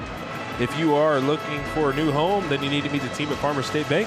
They're there to help you make the move. Make the move today. Go to bankwithfarmers.com. NMLS number 403435. So, Mustangs had a bounce-back statement win against St. Mary's last Friday, 72-53, from what we saw earlier on, where it was kind of, I think it was 71-77 when they last played them. 77-71 was the first game, at St. Mary's. So a good win over a pretty good St. Mary's team. A very good St. Mary's team. They're actually ranked still in the top 10 in 3A because all their losses continue to be against higher-ranked, higher division schools. And a good rebound loss from the Marysville earlier on in that week. And really, for the boys team, I mean, they went on an 11-game win streak after they lost. They really haven't looked back after that win against St. Mary's. Wondering what kind of team they would be showing up against St. Mary's, but it seemed nothing could go right against Marysville. The team we saw was a complete team. The ball moving on offense and team defense was what this team needs to have a deep run in the 4A sub-state and state tournament. Yeah, absolutely right. I mean, it looked like a tale of two teams. If anything could go wrong with St. Mary's, it went wrong. Every time they got something to go right, they get a steal and they turn the ball right back over. Even when they got good looks and good shots, it seemed like the ball would be halfway down and back out of the rim, so they just struggled with that. So Mustangs traveled to play the Chapman Fighting Irish on Tuesday, had another convincing win, 66-39, keeping themselves as the second seed still in the 4A East sub-state. They're at 15-2 coming into tonight's game. Chapman dropped to 7-10 on the season. They're sitting in that 14th spot in the 3A West sub-state. They are currently set to play Hugoton in the first round. I'm sure they would like to get away from that. Hugoton's got to be probably one of the toughest 3 seeds that you'll see in any level, in boys or girls. So that's not going to be a great first round matchup for them. But we talked about the Mustangs. Let's go ahead and look at the rankings or playoff picture. We'll see what we got here. We can talk about either one right now. Right. Hey, there we go. So right now the playoff picture for the Mustangs, they're, like I said, sitting at that 2, right behind Atchison is the 1, but there'll be that 15-18 Independence at 3-13, or Paola or totally defeated at 0-16 there. They'll be doing a play-in game. Then you got Field Kindly at the 7 seed and Lewisburg as the 10 seed. So this sub-state picture is kind of an exact replica of when I played. We were the second. We set the same record, but only it was Topeka Hayden was the number 1 team. Is that right? In that 4A Division II. So. Yeah, so Mustangs sitting good right now in the playoff picture, but they certainly want to take care of business here these last 3 games. And they're not going to be easy games by any stretch of the matter. They got Rossville on senior night on Tuesday night. Rossville's had some big wins over St. Mary's. They played the Mustangs within 4 points the last time they played. So, yeah, they're very, very good. But, hey, before they play Rossville next week, they got to take care of business tonight. So let's talk about Silver Lake coming in here tonight. Silver Lake is sitting at 10-7 on the season. They are better than their record, much like the Marysville team we saw here on the Backroads broadcast last week. 4 of their 5 losses have been in overtime or within 3 points, and could easily be sitting at 14-3. The Eagles, I think, can make some noise in their 3A sub-state, and they certainly want to knock off the Mustangs in their last conference game against them as a member of the Mid-East League. Mustangs, however, will need to play all-around basketball again tonight to get the win. Burch Schneider will need to fill the stat sheets and find the touch early and lead this team. The last time these teams played, Mustangs won 51-38 on the first game back from the holiday break. Tonight's game could be much closer. I'm sure Silver Lake has watched the Marysville and Abilene games and has an idea of how to get under the skin of the Mustangs and force them into a game they are not comfortable with. Yeah, and I actually think physically they kind of mirror Abilene and Marysville a little bit. Definitely. We talked about it. Mustangs are very long, very athletic, but, they're really kind of undersized at times. They don't have a lot of height, and even the height they had outside of Dagan Vendeska, Riker Zeller, maybe has, they're not going to push a lot of people around down on the blocks, and they've kind of run into that a few times. Abilene, more physical presence. They did a pretty good job against Marysville, keeping Rezak kind of in check. Of course, he had an ankle injury early on in that game. Right. I think if there's any weak spot for the Mustangs, it's if they encounter a true big, you know, at the 4A level. If we're talking somebody that's 6'3 plus, right, and 230 plus, which, you know, Clay Center had a player like that. You know, I think they're coming into their own right now as a team, Clay Center is, and so we'll kind of see how the Mustangs will handle that. But I think they're going to see a very physical game in the Silver Lake Eagles tonight. So yeah, we'll see what's going on with that and bringing their A game. Again, there's only 3 regular season games left to go. So they got tonight, Silver Lake, and then they have Rossville on Tuesday, and then I think they play next Friday against I think that might be a makeup game. Yeah, it's a makeup game. I think Valley Heights. Valley Heights, thank you. Too many papers in front of me trying to do things. For those of you wondering at home, what would be the recipe for success for these Silver Lake Eagles? We talked about it when the Mustangs struggled against Abilene and Marysville. It's not going to be they're going to turn up the defensive pressure. It's not going to be they're going to outscore the Mustangs. It's really going to be who can control the pace. Abilene and Marysville both controlled momentum and pace of that game, and they were able to beat the Mustangs pretty handedly. Yeah, and they did something else that I haven't seen done against the Mustangs. Like, a lot of people do not press the Mustangs because of their athleticism and their speed, and are able to transition. Both the Cowboys and the Bulldogs did that. You know, they may have picked up a three-quarter court or a half-court press, but as soon as the Mustangs crossed the timeline, the pressure was relentless and nonstop the whole time. And, you know, a lot of the times the Mustangs were forcing the bad shots, and they didn't get second-chance opportunities. We talk about that all the time, as eliminating second-chance opportunities and box down rebounds. And so, you know, the Mustangs get hot and they're hitting their first chances, then it seems to me like they establish the game, they separate themselves a little bit, and once they get a little bit of a lead, it forces the other team to have to play a different style of ball. It really does. And, you know, Mustangs can be as fast as they want, but when you get a fast team going at an uncontrollable speed, that's when you know you have them. And that's what Abilene and Marysville did there. They would get the Mustangs one pass, shoot a three, turnovers, and then they would just capitalize on the offensive end, get their shot, and kind of make the Mustangs dig themselves into a hole. Yeah, and, you know, it's kind of sounds like an oxymoron when you talk about, you know, your team that plays fast and has a good fast break. You know, I've played on teams like that, but you can speed those teams up. Even though they play fast, they still have a pace that they want to play at. And you can actually speed them up just a little bit quicker than what, and just, you know, a half a second here or there that throws the timing off. The pass goes a little bit high, or it's just a little bit behind, or just a little bit in front of a player. So, you know, even if you're playing a team fast that likes to get out and transition basketball, you can speed them up, and sometimes speeding teams up like that does more damage than trying to slow that pace down. Well, not only that, but you look at the opposite, you know. If you take a fast team and you slow down the pace, it works the same way. I mean. Yeah, so we got about a minute here before tip-off. Let's go ahead and get to our routes to victory here for the boys game. Routes to victory sponsored by Max Motors of Manhattan. Worth the drive from anywhere.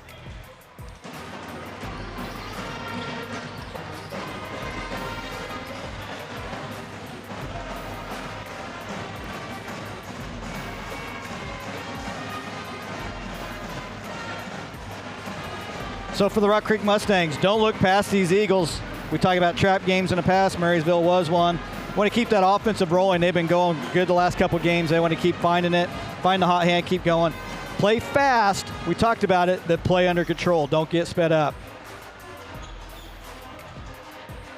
And for the Eagles, speed the Mustangs up. We talked about it in the pregame. Speed them up.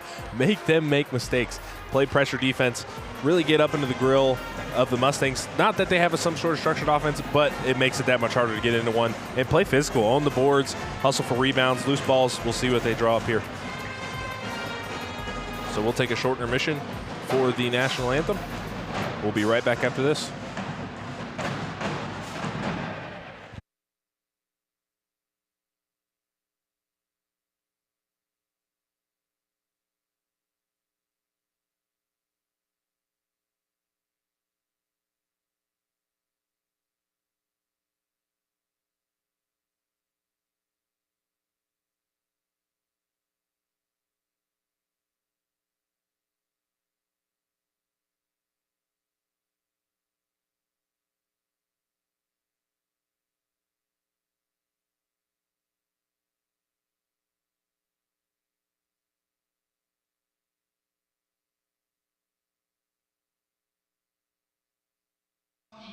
Junior at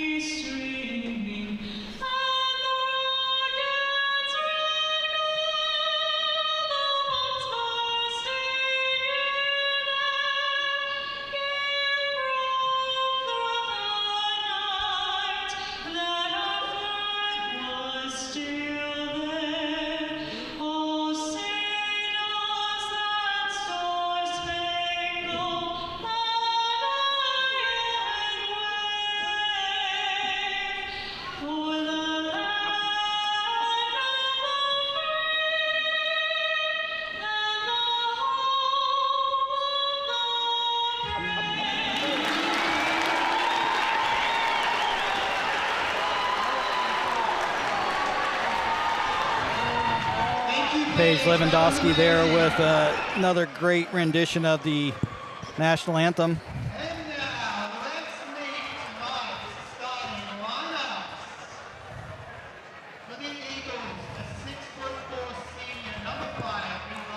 For the Eagles, a 6'4" senior, number 5, Elijah Lopez.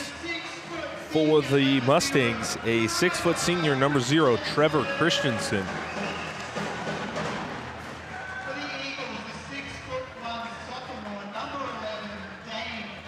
For the Eagles, a 6'1" sophomore, number 11, Dane Johnson.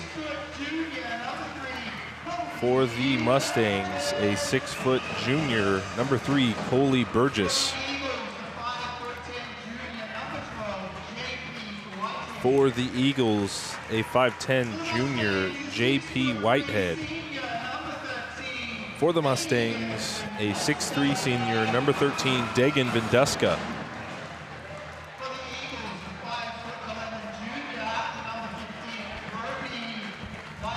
For the Eagles, a 5'11" junior, number 15, Brody Dieter. For the Mustangs, a 6'1" junior, number 23, Riker Zeller.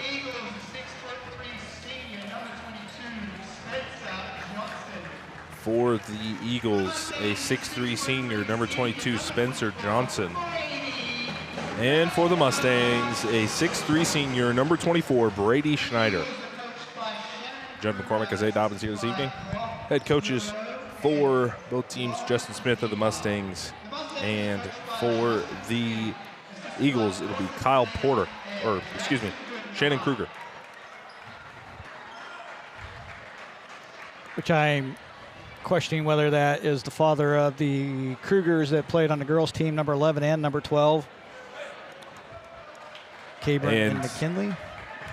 A relative of the head coach at OU at one point. Oh, yeah, he was from the Silver Lake area, wasn't it? Yep. Wasn't Mr. Lon Kruger. Seems like, just when you think that the Krugers are not at Silver Lake anymore, then, it's like the Hurlas at St. Mary's. They're still there. Might be about the right age for a brother down there, younger brother. I mean, my brother graduated in 12. He played against Kruger. I graduated in 16. I played against Kruger.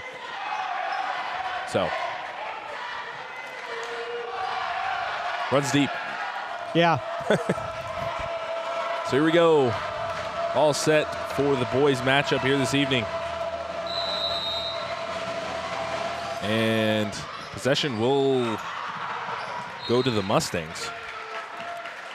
Almost breakaway there for Spencer Johnson. Yeah, go to the ball. Don't let the ball come to you. So here come the Mustangs now. 7:50 to play here, first quarter. So again, Coley Burgess playing off of the ball, not playing the 1, trying to get him more over into the 2, possibly even a 3 spot right here. And that's definitely a good move for Justin Smith. Your primary scorer can be your ball handler, but it's a lot easier to get them points when they're working away from the ball. Nice putback by Coley Burgess. And Mustangs strike first.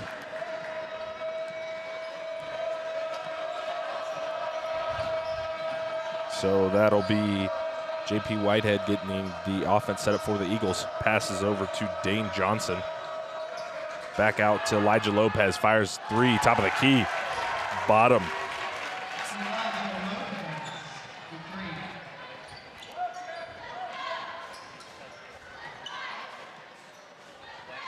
Here's Christensen. Nice pass inside to Schneider.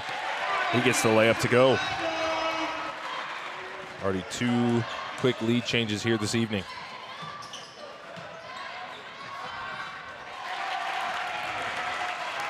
And a quick bucket for Elijah Lopez. He has 5 here early first quarter. Here's Zeller. Yeah, so if you're not familiar with the Silver Lake Eagles, it looks like the offense is running through Lopez. Here's Christensen. Now to Zeller. Back to Vinduska. He'll fire a 3. Can't get it to go. Rebound will go to number 22 of the Eagles. That's Spencer Johnson. dribble drive here for the Eagles. Pass into Lopez, back to Whitehead. And possession arrow will go to the Mustangs.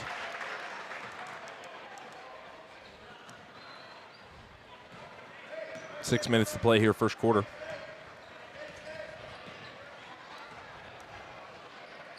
Here's Zeller, guarded by Johnson.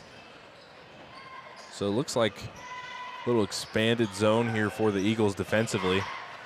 Christensen's three-pointer won't go. Rebound Lopez. Yeah, it's kind of an unusual zone. It took me a while to pick up what they were actually running. It's almost like a 1-1-1-1. Turnaround jumper's good for Brody Dieter. And we're going to have a warning on, I believe that'll be Spencer Johnson of the Eagles. Was a little excited about the last basket, maybe? All right, I mean, they'll play with some anticipation. Schneider gets the floater to go. Pass almost stolen by Burgess. Possession arrow will stay with the Eagles. 7-6 your score. Make that 3 lead changes here this evening.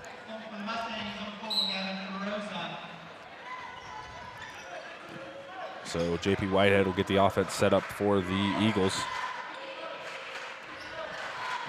Matchup look for the Mustangs defensively.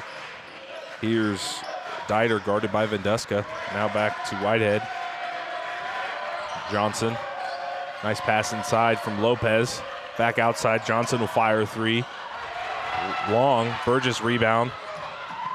Nice pass ahead to Rosa. Back to Rosa. He'll fire a corner 3. Can't get it to go.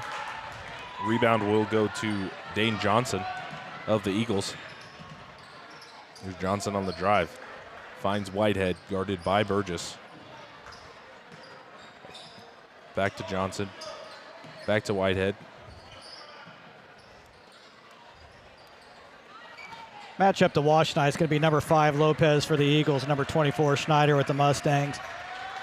Both offenses, you want those guys to get the ball. They have very similar styles. They have very similar builds. It looks like a pretty even matchup to me.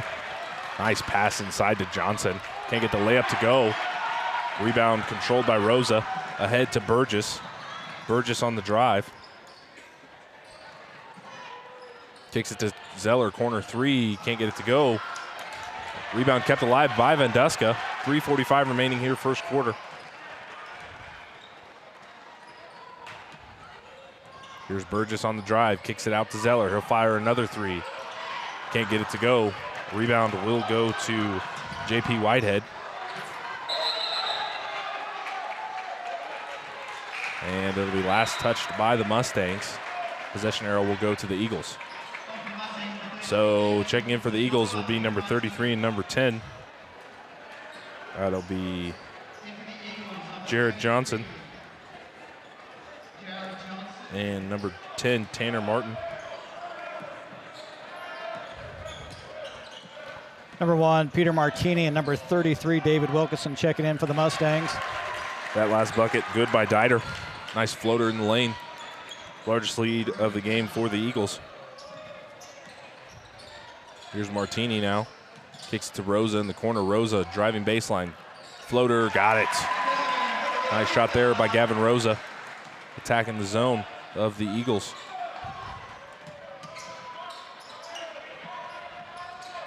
Nice pass inside to Jared Johnson. Here's Dieter. Back out to Martin. Martin driving in. They'll get Martin with the travel. 2:43 remaining here, first quarter. So Coley Burgess was acting more like a point guard last couple of possessions, kept kicking it out to Riker Zeller for those 3s where really kind of probably want Burgess out there taking them. Rosa fires a 3. Back-to-back buckets for Gavin Rosa. Mustangs back on top. Here's the entry pass into Dieter. Draws the double team. Out to Martin, skip pass. That's Jared Johnson. Kicks it to Lopez. He'll fire a three. Can't get it to go. Rebound will go to Coley Burgess of the Mustangs. 2 minutes to play. Nice pass ahead to Schneider. Layup's good.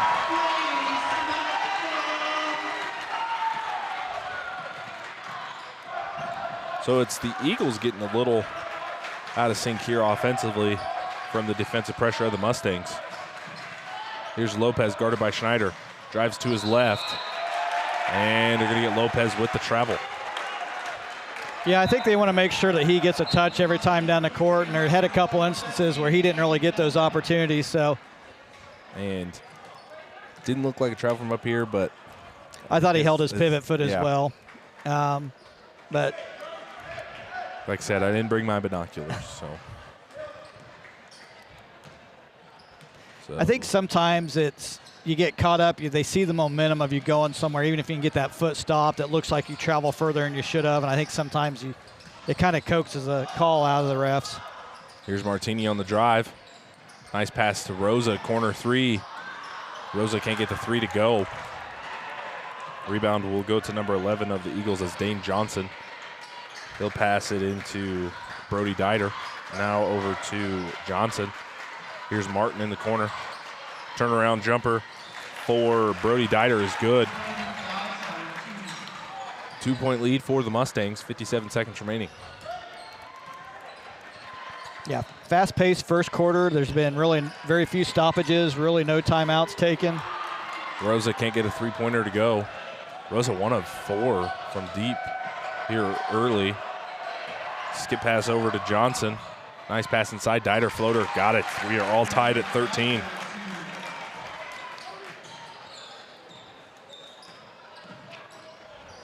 So Brody Dieter being the calming element for the Eagles offense. Martini fires a three of his own. Got it.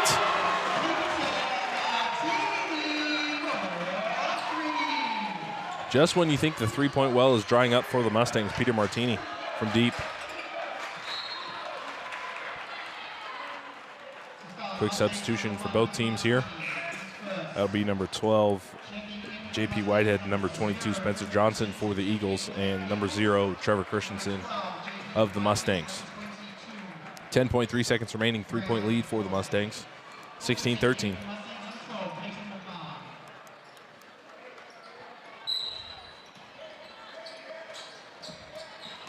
Impounds to Whitehead, guarded by Martini, 6 seconds remaining. Finds Martin inside. Reverse layup won't go for Johnson. And after 1 quarter of play, Mustangs lead by 3 here, 16-13. This first break in the action is going to be brought to you by Shortstop. Offering the convenience that you need and the service you deserve, you'll find a friendly employee ready to serve you every time you walk through the door.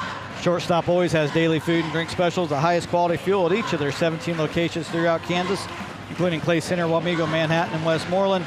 No matter where you're going and how long it takes you to get there, you'll always have time for Shortstop. This break is also brought to you by Faith Furniture. Serving Manhattan and the surrounding area since 1952, Faith Furniture takes pride in the value, selection, knowledge, and family experience to share with all their customers. If you're looking for a full arrangement of great-looking furniture for your living room, dining room, bedroom, or office, or if you're just looking for the perfect accent to tie the room together, Faith Furniture has what you're looking for. When it comes to buying new furniture, you got to have faith. We're going to go ahead and jump in the first Bandit brain teaser while we have an opportunity here. What is the Kansas high school boys team record for most three-point attempts in a game? Is it A, 41, B, 55, C, 63, D, 79? We'll have that answer for you at the next stoppage in the game.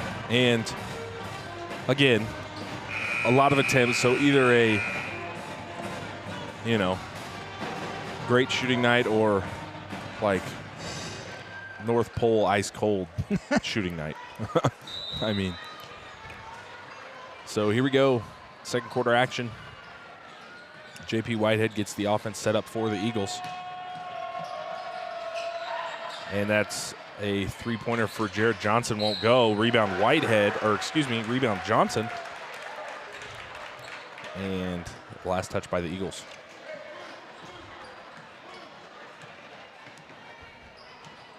7:40 remaining here, second quarter. Here's Venduska on the drive. Back out to Schneider, top of the key, three-pointer. Buries it.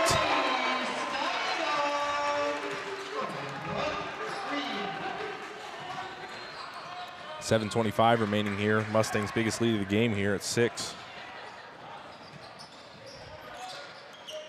Here's the pass inside. Johnson. That's Dane Johnson. Can't get the layup.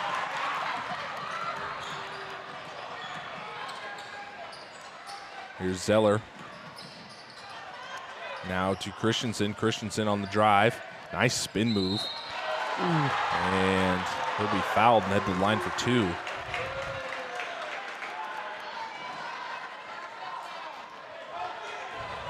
So that'll be Trevor Christensen at the line for 2.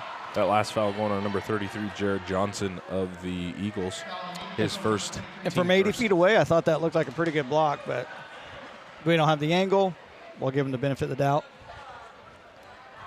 Yeah, I think it was Christian's motion kind of already taking him backward, and then I think he was Price got blocked. So.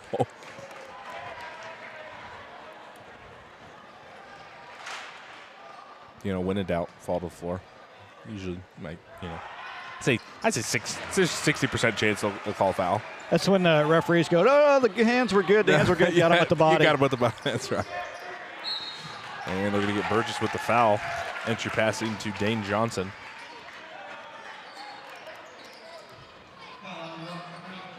That'll go on Burgess, his first, team first. 2013, your score, Mustangs lead by 7. Inside pass to Lopez. Then gets the bucket to go and one opportunity for Elijah Lopez.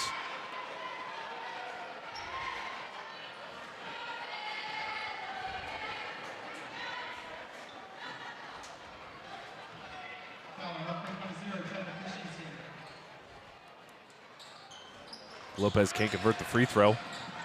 And we'll have a second chance rebound. That'll be Spencer Johnson of the Eagles. Good ball movement here. Jared Johnson dumps inside to Lopez. Lopez draws the double team. Back outside to Whitehead.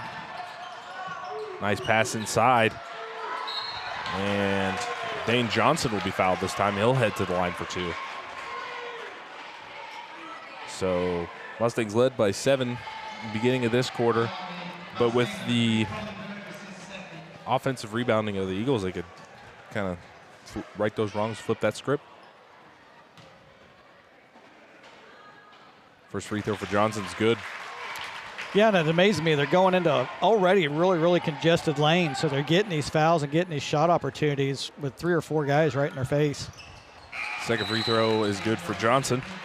2-2 from the line, 3-point lead for the Mustangs. No easy task to get in the lane with 3 guys. They're all grabbing at the ball, but yeah, they pick up 2 fouls and get an opportunity at the free throw line to get some points with the clock stopped. Here's Schneider, top of the key. He'll fire a 3. 2 for 2 from deep for Brady Schneider. It's got to be nice when you can have your big man step out and hit a three-pointer like that. Good ball movement here by the Eagles. That's Jared Johnson, guarded by Venduska. And we're going to have a charging call on the Eagles.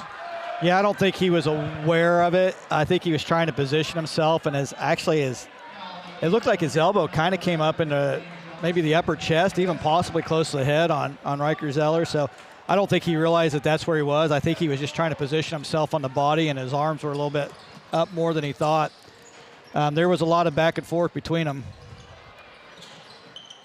Here's Burgess driving to his left, kicks it out to Zeller. Now back to Schneider. Now to Venduska, skip pass over to Zeller. Here's Schneider, guarded by Martin. Venduska on the drive. Can't get the layup to go. We're going to have a jump ball. That'll be between Spencer Johnson and Brady Schneider. Possession arrow will stay with the Mustangs. 23-17 your score, 5:32 remaining here, second quarter.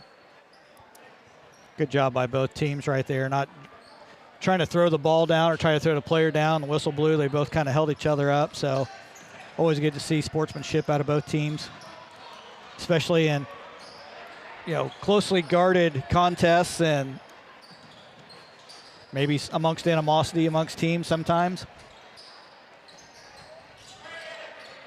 Here's Zeller, fire a three, can't get it to go. Rebound, Venduska. He can't get the second chance bucket. He'll get the third one, though. 8-point lead for the Mustangs.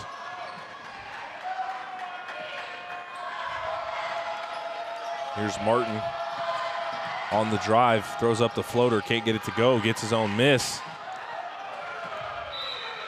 And throws it out of bounds. Possession arrow will go to the Mustangs. Had no choice. He was going to travel. He was just trying to get it somewhere and try to put it back up in play.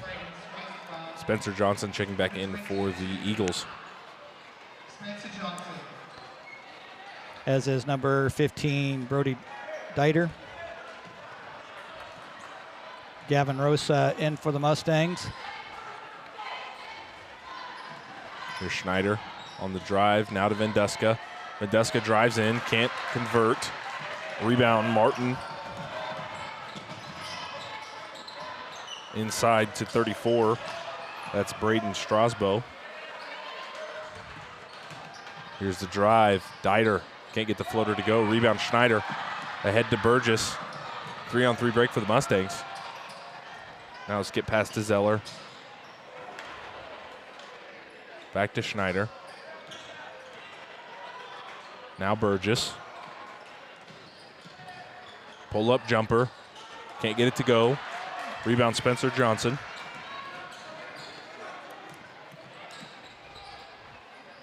Here come the Eagles now. Here's Whitehead in the corner. Now Johnson trying just to find a cutting Dieter. Stolen by Venduska. Venduska drives in. Good use of the old-fashioned jump stop to get the fast break bucket for Dagan Venduska. Yeah, and the Mustangs of the last 6 weeks, we'd have seen a charge right there. I think that's the first time we've seen a jump stop with a high-pressure situation, and good job there. Miscommunication on offense for the Eagles. It'll be a turnover. Possession arrow will go to the Mustangs. 27-17 lead. Every time Coach Smith does this substitution, I always find it a little interesting when he brings Schneider and Coley Burgess off at the same time. It's multiple times he does that. It seems like he brings them out of the game at the same time. It's worked for him for the most part. Always makes me a little nervous to have your two top scorers come out at the exact same time. Wilkinson fires a three, can't get it to go. Rebound, Tanner Martin. And Coach Shannon Kruger wants to talk things over. I agree with you there, Judd. It's a little weird because then you could have the offense kind of play through those guys and flow through those guys. But, I mean, we've seen Dagan Venduska be able to take over a game as well. So, all right, we're going to get to the answer of that first Bandit brain teaser. What is the Kansas high school boys record for the most three-pointer attempts in a game? So 41, 55, 63, 79. 79. Three-pointer attempts was done in 2020 by Osborne versus Chase. And no, I'm not going to tell you how many of those they made. The Osborne Golden State Warriors. All right, good to know. Well, if you followed our cross country and you wanted to know what the #1 mascot in the state of Kansas is, you'd probably take a guess that it is the Osborne Bulldogs. Bulldogs, correct, sir.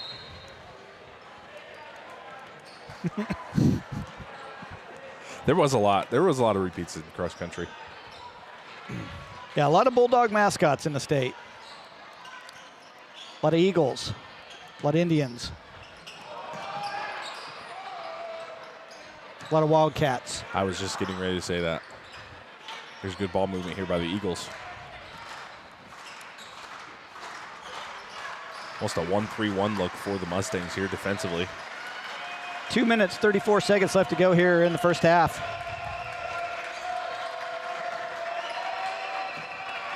Lopez almost has it stolen from Venduska. Here's Dane Johnson on the drive, back out to Lopez. He fires a three, got it. A well-defended possession by the Mustangs, but just better offense for the Eagles. Here's Zeller. Thought about the corner three, drives in. Nice pass inside to Wilkinson. He gets the layup to go.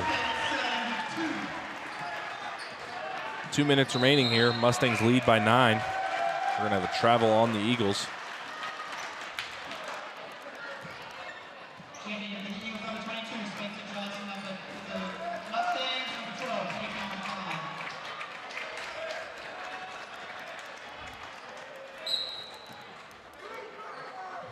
So with under 2 minutes remaining, Peter Martini gets the offense set up for the Mustangs.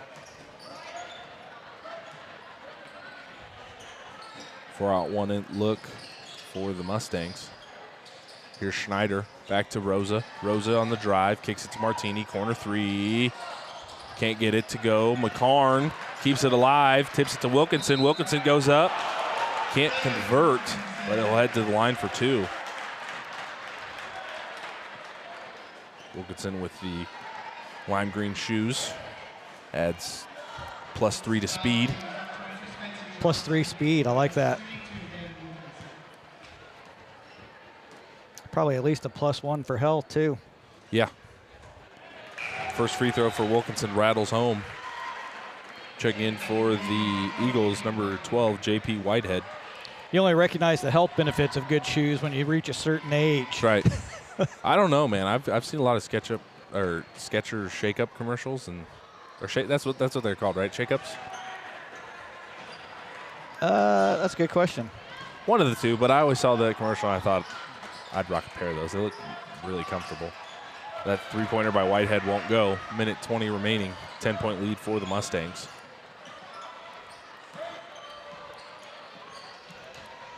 Rosa fires a deep three. Can't get it to go. Rebound will go to Dane Johnson. Whitehead gets away with a travel there. Here's Dieter on the drive. Back out to Whitehead, looking for Lopez, finds him. Triple team. Whitehead, pull-up jumper, can't convert. Rebound tip back out to Whitehead. Hits a cutting Dieter. He'll be fouled and head to the line for 2.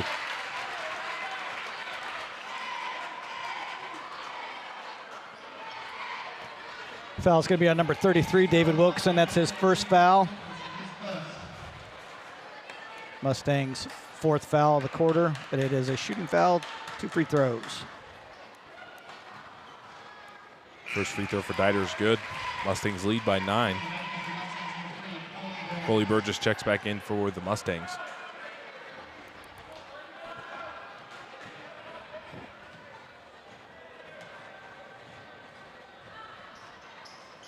Two of 2 free throws for Brody Dieter.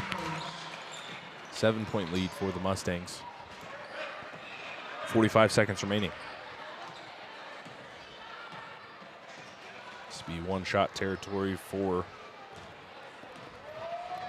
the Mustangs. Yeah, and this is one of the rare times we see a shot clock may actually come into play in the future. Mustangs normally don't take 35 to 40 seconds until they get it at the end like this. Right, and it you know, much like the new foul rule, I think it'll honestly help the game, you know, because you can have opportunities where your third quarter you need a bucket, you go 2 for 1. You need to stop, you hold them off on a shot clock violation. So I think it'll provide interesting scenarios down the stretch for teams. Here's Burgess, skip pass to Schneider, inside to Wilkinson, and then Wilkinson with the travel.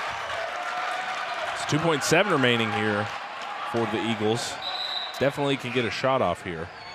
Yeah, you know, and we probably ought to talk to some officials here at Rock Creek to see if the Mustangs are going to be a part of that trial next year for the shot clock.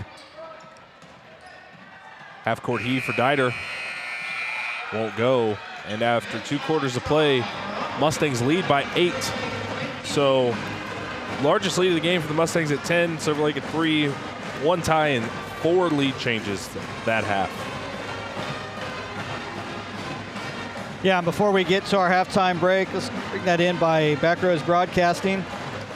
Backroads Broadcasting and Rock Creek High Journalism is working harder than ever, bringing the action home to you. If you're looking for a live broadcast for your future event or interested in being a sponsor for one of our future events, contact us at sales@brbc.live. Even if you're just enjoying tonight's free broadcast, we'd like to help at the Backroads Broadcasting or Rock Creek High Journalism.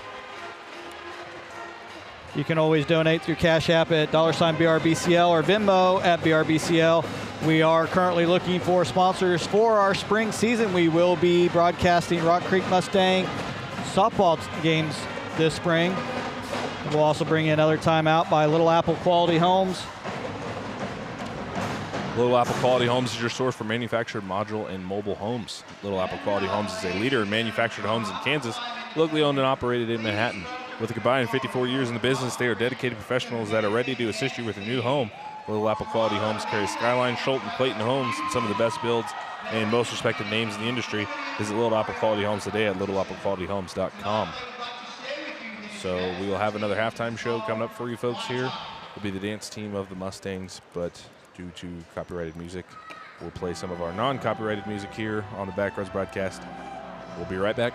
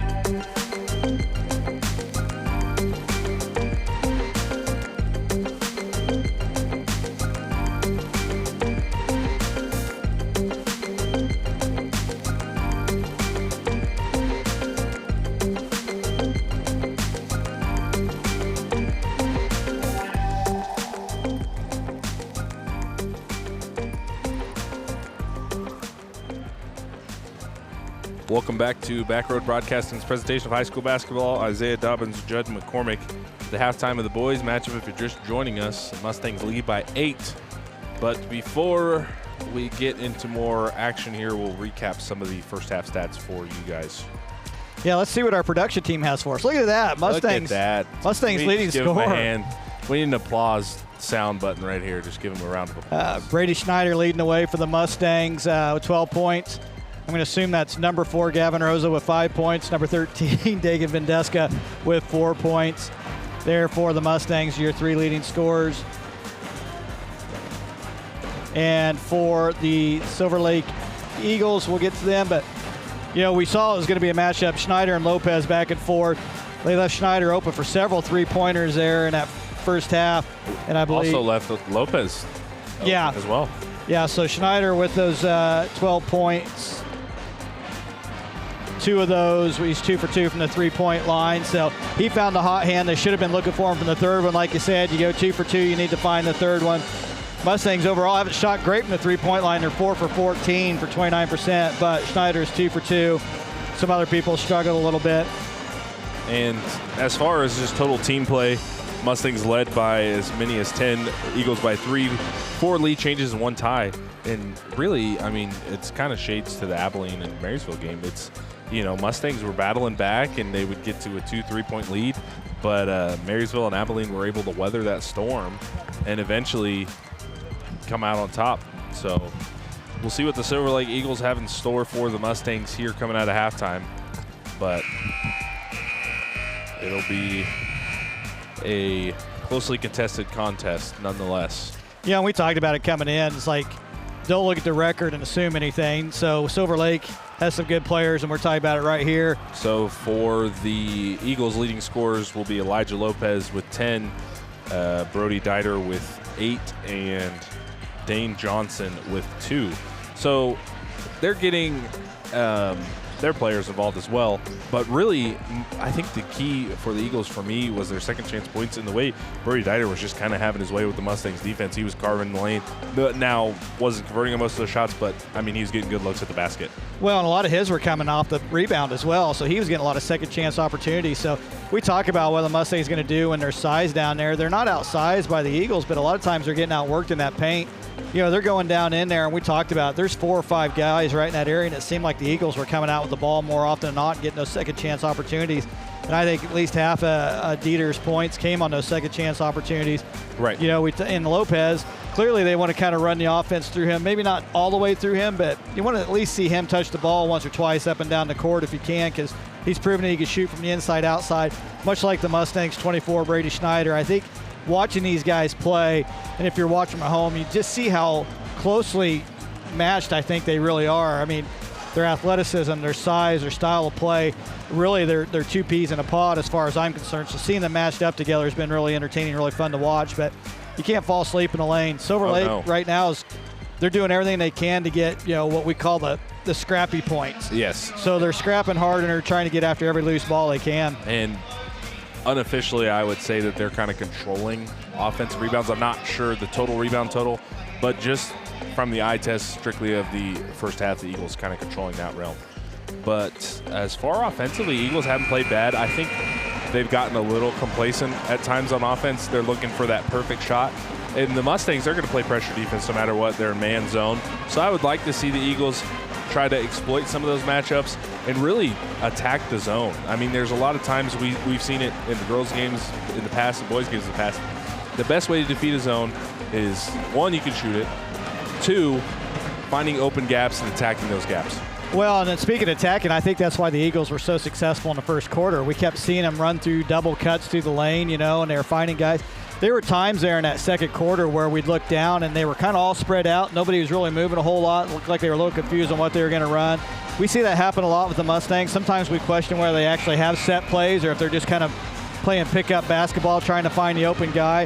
But when we've seen the Mustangs run set plays like we saw in the first quarter, how many close looks did they get? 4 or 5 footers that were easy, and they got those passes in there. So I'm not sure why either team kind of strayed away from that unless there was a miscommunication somewhere. But clearly both teams were successful in the first quarter off of doing that and driving in the lane, and we talk about it all the time, kicking it out, inside-out basketball. But you're right. And one of the things I do like from this Mustangs on offense is they're getting, with the 4-out-1 in, they're really getting the offense started how they should. They're starting that with a high pick and roll, whether it be Burgess and Schneider or Christensen and Schneider. It really opens up flare screens on the backside for their shooters, and obviously Schneider to roll to the basket. Here's Lopez on the drive. Has it stolen by Burgess. Whatever you call it, a jump ball. Possession arrow will ultimately end up with the Mustangs. 7:41 to play here, first quarter. I want to thank Diane and Dwayne Christensen listening in from Casey, Wyoming. I'll say they're longtime viewers. We see them joining us a lot on Back Rows Broadcasting. Thank you again for joining us tonight. Thank you, Jelena, for your kind comments on Facebook. We appreciate it. We do our best. Sometimes our best isn't great, but we still try it. Christensen fires a three. Strikes first for the Mustangs. Biggest lead of the game for the Mustangs. 33-22. Here's Spencer Johnson, J.P. Whitehead, Dieter, guarded closely by Christensen in the corner. Lopez directing traffic. Here's the drive. A tough bucket by Dane Johnson. Comes away with the finish. Here's the Mustangs now.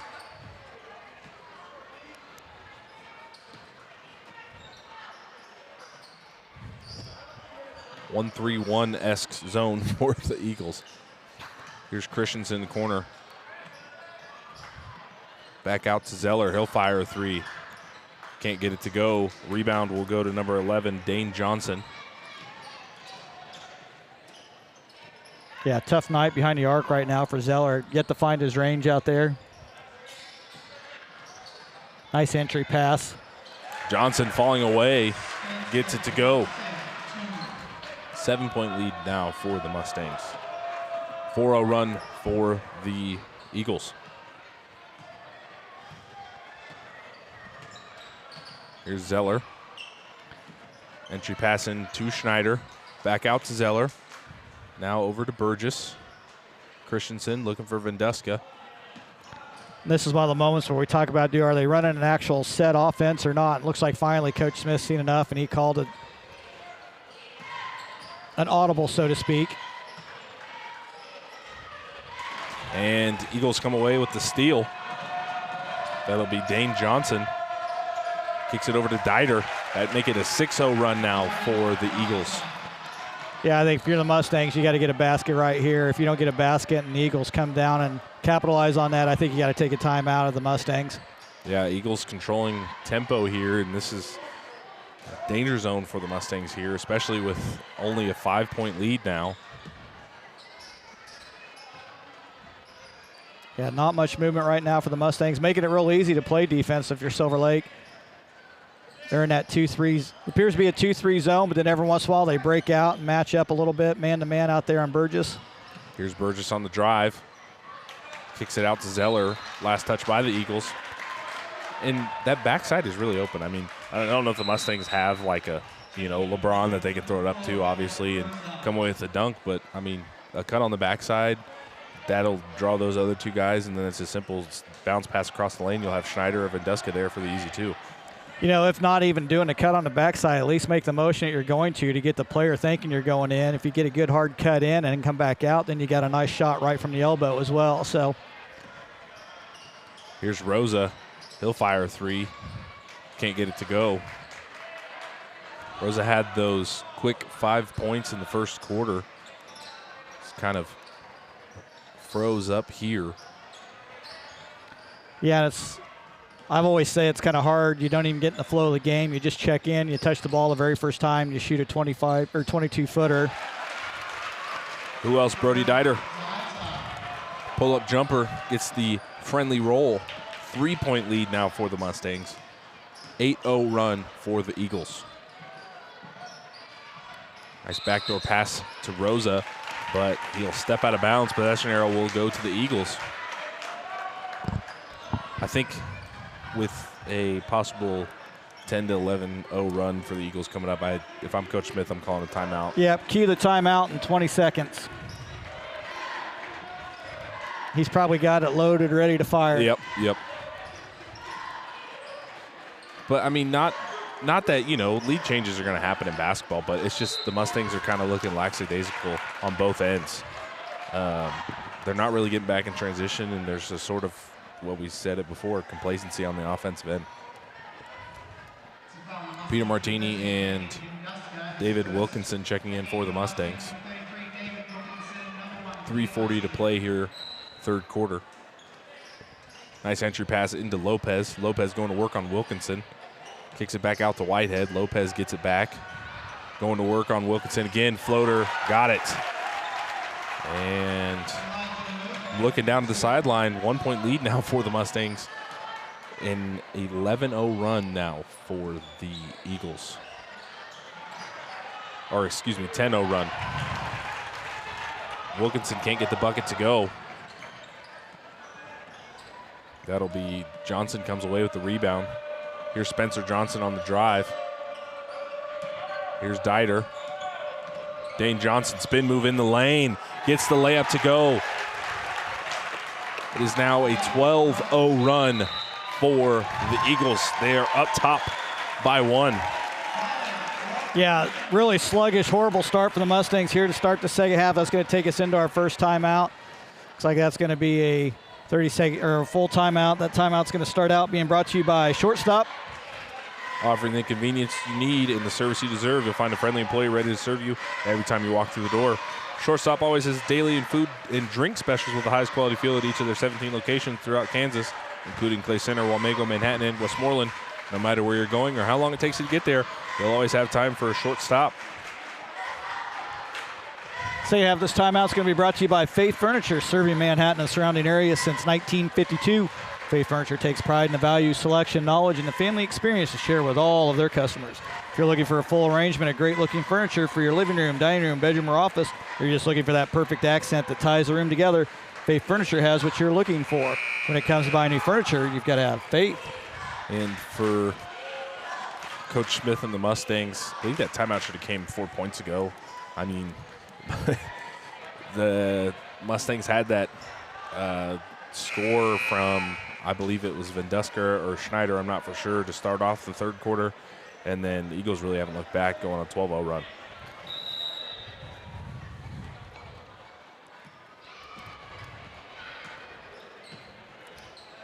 Mustangs really haven't had a bucket in the last 2.5, 3 minutes. Wilkinson fires a three. Got it.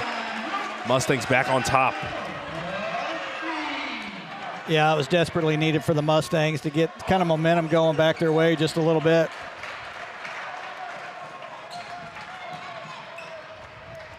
But yeah, I agree. I think the timeout probably was a little bit late. Maybe he thought the foul was basically, a chance to kind of let the Mustangs reset. They did not, so ended up having to burn a timeout anyways.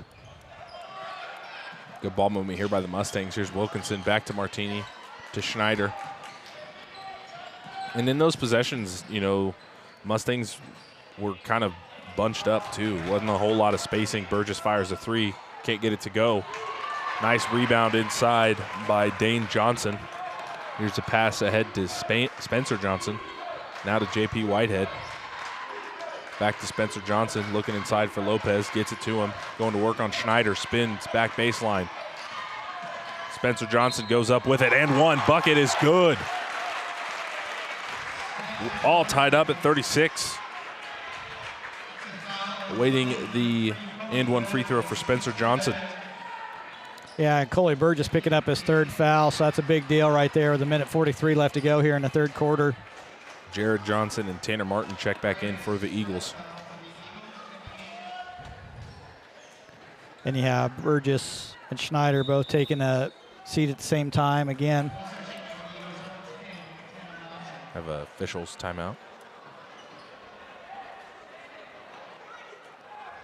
Not for sure as to what, but it's just a kerfuffle. Kerfuffle. Yeah. I think they tossed the ball before he was ready to receive it, but he went with it anyways. He still gets it. That'll be our 7th lead change here. We're only in the third quarter.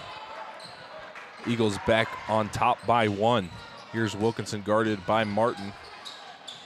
Gets it over to Martini. He'll fire a three. Can't get it to go. Martini follow your shot. Gets his own rebound. Martini might have got away with a travel there. No, he did not. Possession arrow will go to the Eagles. They actually end up calling a travel right there. They did. Wow. I thought it was going to be a jump ball call, but I think what happened was he tried to roll over to get the ball to his other side. So Eagles back on top by 1. Here's Martin on the entry pass into Johnson. Back out to Spencer Johnson. Hop step. Jump shot's good. 3-point lead now for the Eagles. Matched their largest lead of the game that they saw early on in the first quarter. Yeah, 1 minute remaining here of the third quarter. Here's Wilkinson over to Zeller. Zeller looking inside. Gets it to Wilkinson, under a minute to play. Here's Martini, back out to Wilkinson. He'll fire a 3, same spot. Can't get it to go. And possession arrow will go to the Eagles. Checking back in is Dane Johnson. See, and that's where that stagnant offense can kind of come back to bite you in the butt when it's nothing, no one's really getting open, can't get any good looks inside, then you settle for 3. And yeah, and it's hard to get a good look inside when all 5 players are standing behind the arc all wanting to chuck a 3-pointer. So they're living by the 3-pointer or dying by a 3-pointer. Right now they're dying by the 3-pointer. Silver Lake's been more than happy to take their 2s when it's given to them. So they've been trading 2s for nothings because the Mustangs want to trade 2s for 3s, but they're not getting the 3s to go. 20 seconds remaining here, third quarter. Jared Johnson guarded by Rosa, now over to Tanner Martin. 11 seconds remaining. And they're going to get Martini with the foul.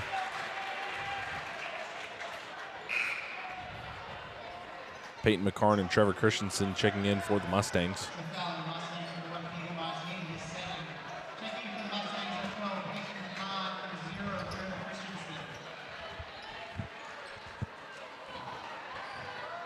Yeah, and right now I'm looking out on that floor, and I only see 2 scorers for the Mustangs, so it's pretty much going to be having to go through Martini or Vendeska if they get the ball back here with 5 seconds left. Entry pass into Dieter. And after 3 quarters of play, the Eagles jump to a 3-point lead after a 12-2 run. Yeah, tough quarter there for the Mustangs. This break in the action here is going to be brought to you by Farmer State Bank. Farmer State Bank celebrating 125 years of banking service in the communities of Westmoreland, Manhattan, and Onega. If you are or you have a student looking for financial independence and want to get rewarded for good grades, open up a Books and Bucks checking account with Farmer State Bank today. You can receive a $10 Amazon gift card for opening an account plus $25 cash each semester with a GPA of 3.5 or higher. To learn more, visit any of their 3 locations or visit them online at bankwithfarmers.com. Farmer State Bank, member FDIC, and your equal housing lender. This break is also brought to you by Little Apple Quality Homes. Little Apple Quality Homes is your source for manufactured modular and mobile homes. Little Apple Quality Homes is a leader in manufactured homes in Kansas, locally owned and operated in Manhattan. With a combined 54 years in the business, they are dedicated professionals that are ready to assist you with your new home. Little Apple Quality Homes carries Skyline, Schultz, and Clayton Homes, some of the best and built and most respected names in the industry. Visit Little Apple Quality Homes today at littleapplequalityhomes.com. So, fourth quarter action here. If you're just joining us, big third quarter for the Eagles, 12-0 run. Judd and I talked about it. Probably should have had a timeout there if you're Coach Smith. Could have probably halted that run a little bit at least. But Eagles up by 3 here. Yeah, and we talked about it before the game. You know, I said don't sleep on this team. They're better than the record says. They very easily could be a 14-3 team. Again, nobody's afraid to play the Mustangs now. Mustangs need to bring their A game every night. Right now they're struggling a little bit through the third quarter. See if they can turn around here in the fourth. Here's Dieter on the pass over to Dane Johnson. Jared Johnson, floater, baseline, in and out. Had the pump fake that freed him, but can't convert. Here's Coley Burgess in the corner, guarded by Tanner Martin. Having Duska wide open under the basket. Yeah, he was cutting exactly what you wanted, and I was surprised they didn't see him. You know, usually Burgess head up, sees the court really, really well. See, at that moment there, they had Zeller on that opposite block. He'll stand, catch, shoot 3. Got it. That's his first 3 Snaps tonight. the goal streak for Riker Zeller. could not have come at a better time for the Mustangs. Tanner Martin thought about a three of his own. We're all tied up here at 39.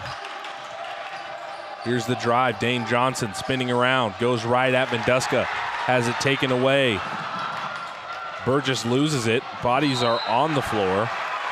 And we're going to have a foul on, I believe, the Eagles here. Wait for the official ruling. I think it's going to go on Tanner Martin, but I want to be sure here. Yeah, that'll go on Tanner Martin of the Eagles. Gosh, you have to wait to be sure. There were bodies everywhere. There was. It was like a collision course. 6:40 to play here. All tied up at 39.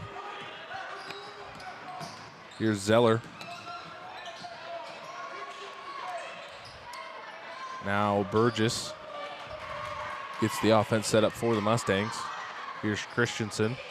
Back to Burgess. Inside to Venduska. Venduska out to Zeller. Zeller making the man near ankle breaker. I'll give it to him.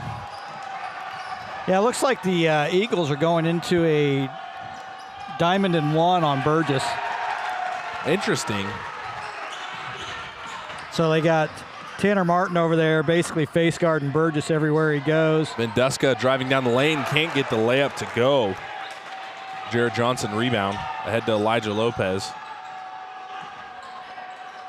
Jared Johnson fires deep three. Nowhere close. Rebound Burgess. Here's Burgess to give to Schneider. He'll fire a three. Can't get it to go. Rebound Christensen. 5:30 remaining. Burgess guarded tightly by Tanner Martin. Here's Zeller on the drive. Draws a double team. Back out to Christensen. Now over to Schneider. Now Christensen. Back to Zeller. Looking inside for Schneider. Gets it to him. Back out Zeller. 5 minutes remaining. Stolen by Tanner Martin. It's foot race between him and Burgess. And he'll come away with the steal and the bucket. 2-point lead for the Eagles.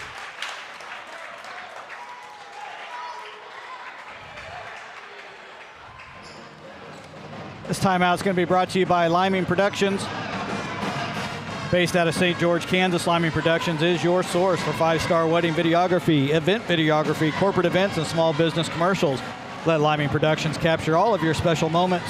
Compile the story that you'll want to watch over and over. Liming Productions, capturing stories for life. See their services and highlights at facebook.com at Liming Productions. This Breaking the Action is also brought to you by Roach Media Group, your local friendly professional photographer. Packages available for engagements, wedding, professional headshots, senior and family portraits. Providing high-resolution image files or prints taken on location or in their studio with professional edits available. They're also your local area expert in real estate, photography, and videography. Ask about the drone and VR 360 tours and reach out to them today at roachmediagroup.com. That's ROCHE mediagroup.com. And while we got a few seconds left, we're going to go ahead and jump into that second Bandit Brain teaser here tonight. What is the most points scored in a single boys game by one player? Is it A, 61, B, 69, C, 71, D, 79? We know it's not 71. Or it could be. I could be wrong. I've been wrong before. We'll get you that answer in our next break in the action. Use good old process of elimination. And pass from Venduska into Schneider. Has it blocked. 4:44 remaining. JP Whitehead gets the offense set up for the Mustangs. Now over to Dieter. Inside to Dane Johnson. Back to Dieter. Out to Lopez. Has it poked away. JP Whitehead fires a three. Can't get it to go. Rebound Schneider. Ahead to Burgess.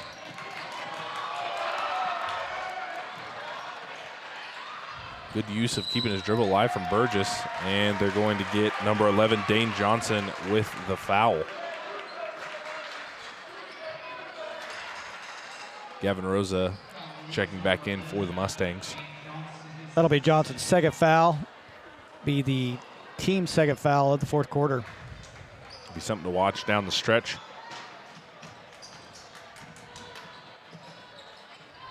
Here's Schneider.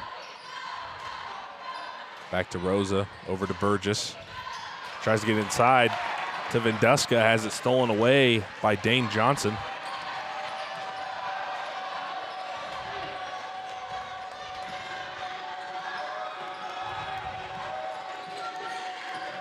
Here's Johnson to Spencer Johnson. Spencer Johnson drives, puts up the jumper, can't get it to go. Rebound Schneider.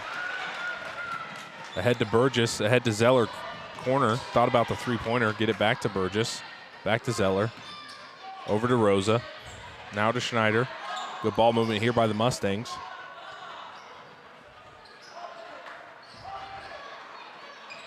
Rosa will fire a three. Can't get it to go. Rebound Elijah Lopez.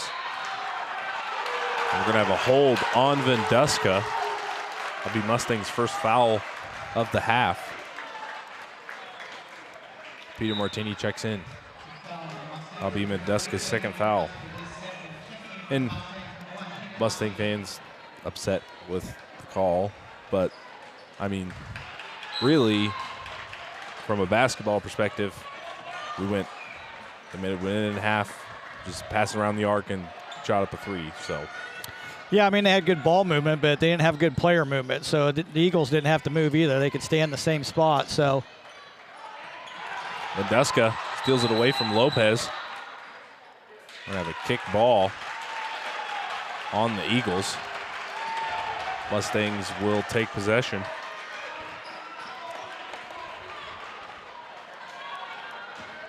Three minutes to play. Eagles lead by 2. Here's Burgess on the wing, guarded by Whitehead. Now Rosa in the corner, into Venduska. Back out to Rosa, he'll fire a three. Can't get it to go. Rebound Spencer Johnson, and they're gonna get Schneider with the foul.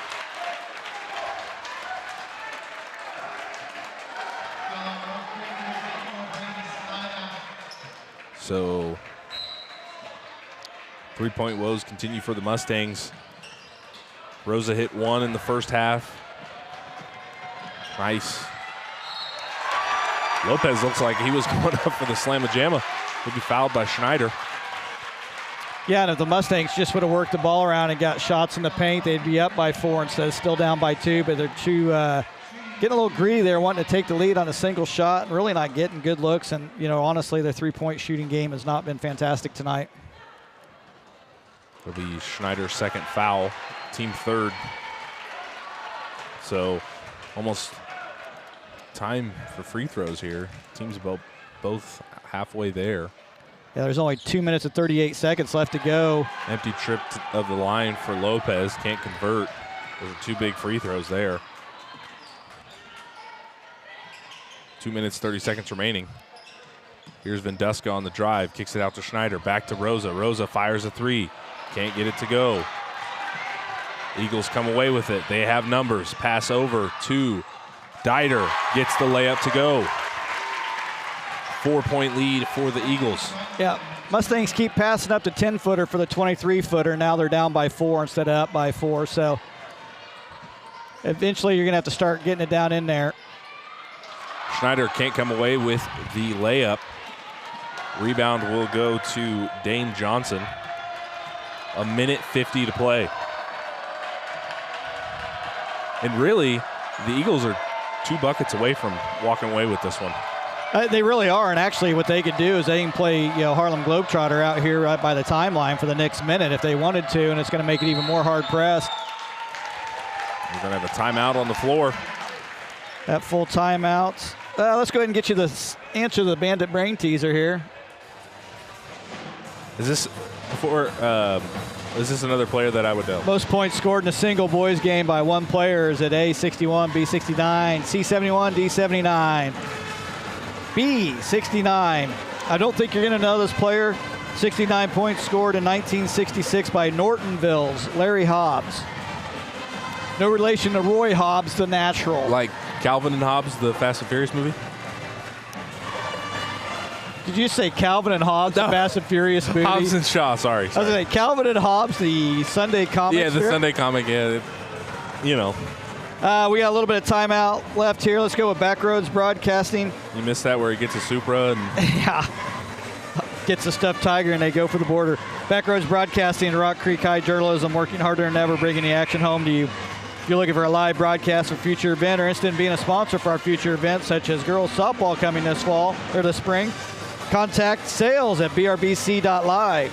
If you're just enjoying tonight's free broadcast, like to help out Backroads Broadcasting and Rock Creek High Journalism, you can always donate through Cash App at $sign BRBCL or through our Venmo at BRBCL. You can visit any of our social medias at BRBC Live, Instagram, Facebook, Threads, Twitter. And if you're listening tonight on YouTube, you know you can find us there. minute 36 to play. And Eagles have possession. Whitehead. Mustangs looking for that trap. Need to be careful. Have Eagles open on the backside. Dane Johnson drawing the double team back out to Whitehead. Minute 15 to play. Yeah, and this is where the no longer having one-on-ones really comes into play, where you know you're getting two straight shots. It doesn't take an advantage for the opposing team or the losing team to go out and foul at this point in time. Eagles just playing keep away at this point, not looking to score. That'll be Spencer Johnson finally fouled by Christensen. That'll be his second, team fourth. Jared Johnson checks back in for the Eagles. Brady Schneider checks in for the Mustangs. I think what surprises me even more is that right now the Mustangs are looking at their third loss this season. It's the fact that all three of them have been at home.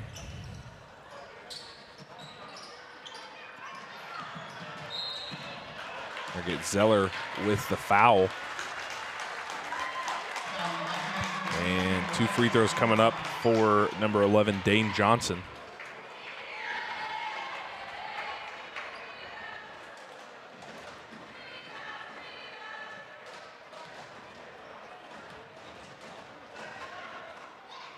First free throw for Johnson's good.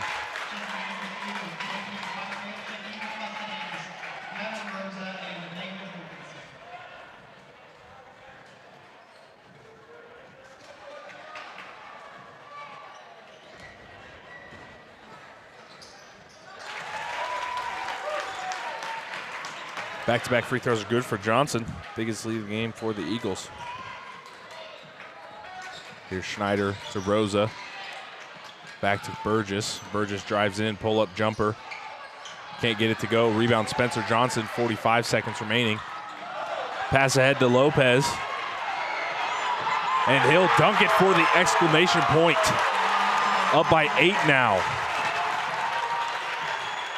Menduska inside to Wilkinson, gets the layup to go. Head coach Justin Smith visibly upset. And rightfully so. But, yeah, you know, he's the head coach. There's probably things he would like to redo in tonight's game, but this timeout is going to be brought to you by Roach Media Group, your local friendly professional photographer. Packages available for engagements, weddings, professional headshots, senior and family portraits, providing high-resolution image files or prints taken on location or in their studio. Professional edits available. They're also your local area expert in real estate photography and videography. Ask about their drone and VR 360 tours when you reach out to them today at roachmediagroup.com. That's ROCAT mediagroup.com. This is also brought to you by Liming Productions. Based out of St. George, Kansas, Liming Productions is your source for 5-star wedding videography, event videography, corporate events, and small business commercials. Let Liming Productions capture all your special moments, compile the story you want to watch over and over. Liming Productions, capturing stories for life. See their services and highlights at facebook.com/Liming Productions.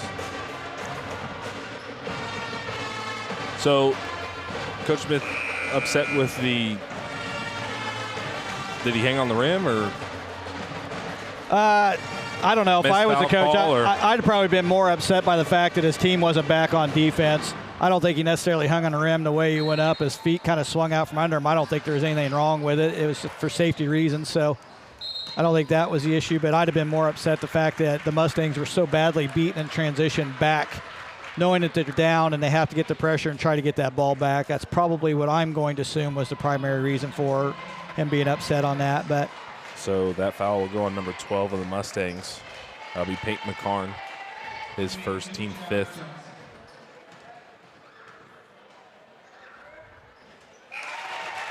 Jared Johnson, first free throw is good. Chloe Burgess, Brady Schneider, and Gavin Rosa checking back in for the Mustangs. I think the big question mark tonight probably is what we'd have for some of the other nights as well, is why do you keep shooting three-pointers when you're only shooting 20% or less from it, when you have 10-footers that are readily available to you, when you're only down by 2. You didn't need the three-pointers. They weren't even sometimes making a pass before shooting them. Nice take by Burgess. Trims the lead down to 6.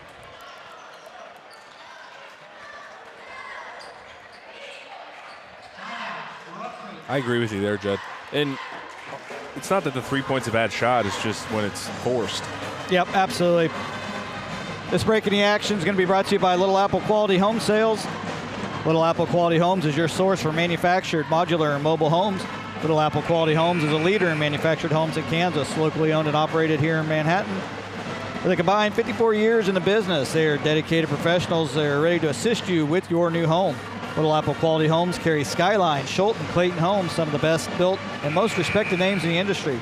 Visit Little Apple Quality Homes today at littleapplequalityhomes.com. Yeah, I think my bigger issue isn't the fact that it's threes. It's you didn't need it, and they didn't really work the ball around much, so it wasn't like they were looking for good opportunities. They were looking for nothing other than that three. And back to the three-point shot, you know, if you pass up the first one and it comes back to you, it's fate or destiny at that point that you got to take it. But on those possessions, Mustangs there was 3 to 4 passes beyond the arc and no inside touch to any of their post players, no cutting, no movement for any players without the ball. So, yeah, I agree with you there, Judd. It's not the right offensive call. What I think the other thing you got to look at is, I know there's guys on this team that could shoot a three-pointer, and they may shoot lights out in practice, but a lot of these guys have struggled all year in a game. So at what point in time, I know you want shooters to shoot, but at some point in time when you're down by 2, you don't want them taking 25-footers. Dieter gets the second free throw to go. Lead is up to 7 now. We're going to have a foul on Dieter. That'll be his first, team 3rd. And Eagles still have 2 fouls to give before the Mustangs are shooting free throws. Burgess, logo 3.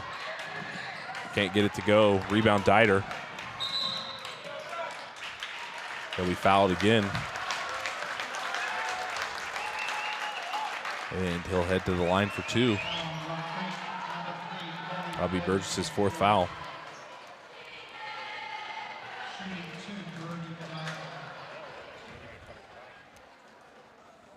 First free throw is good. That extends the lead to 8 for the Eagles.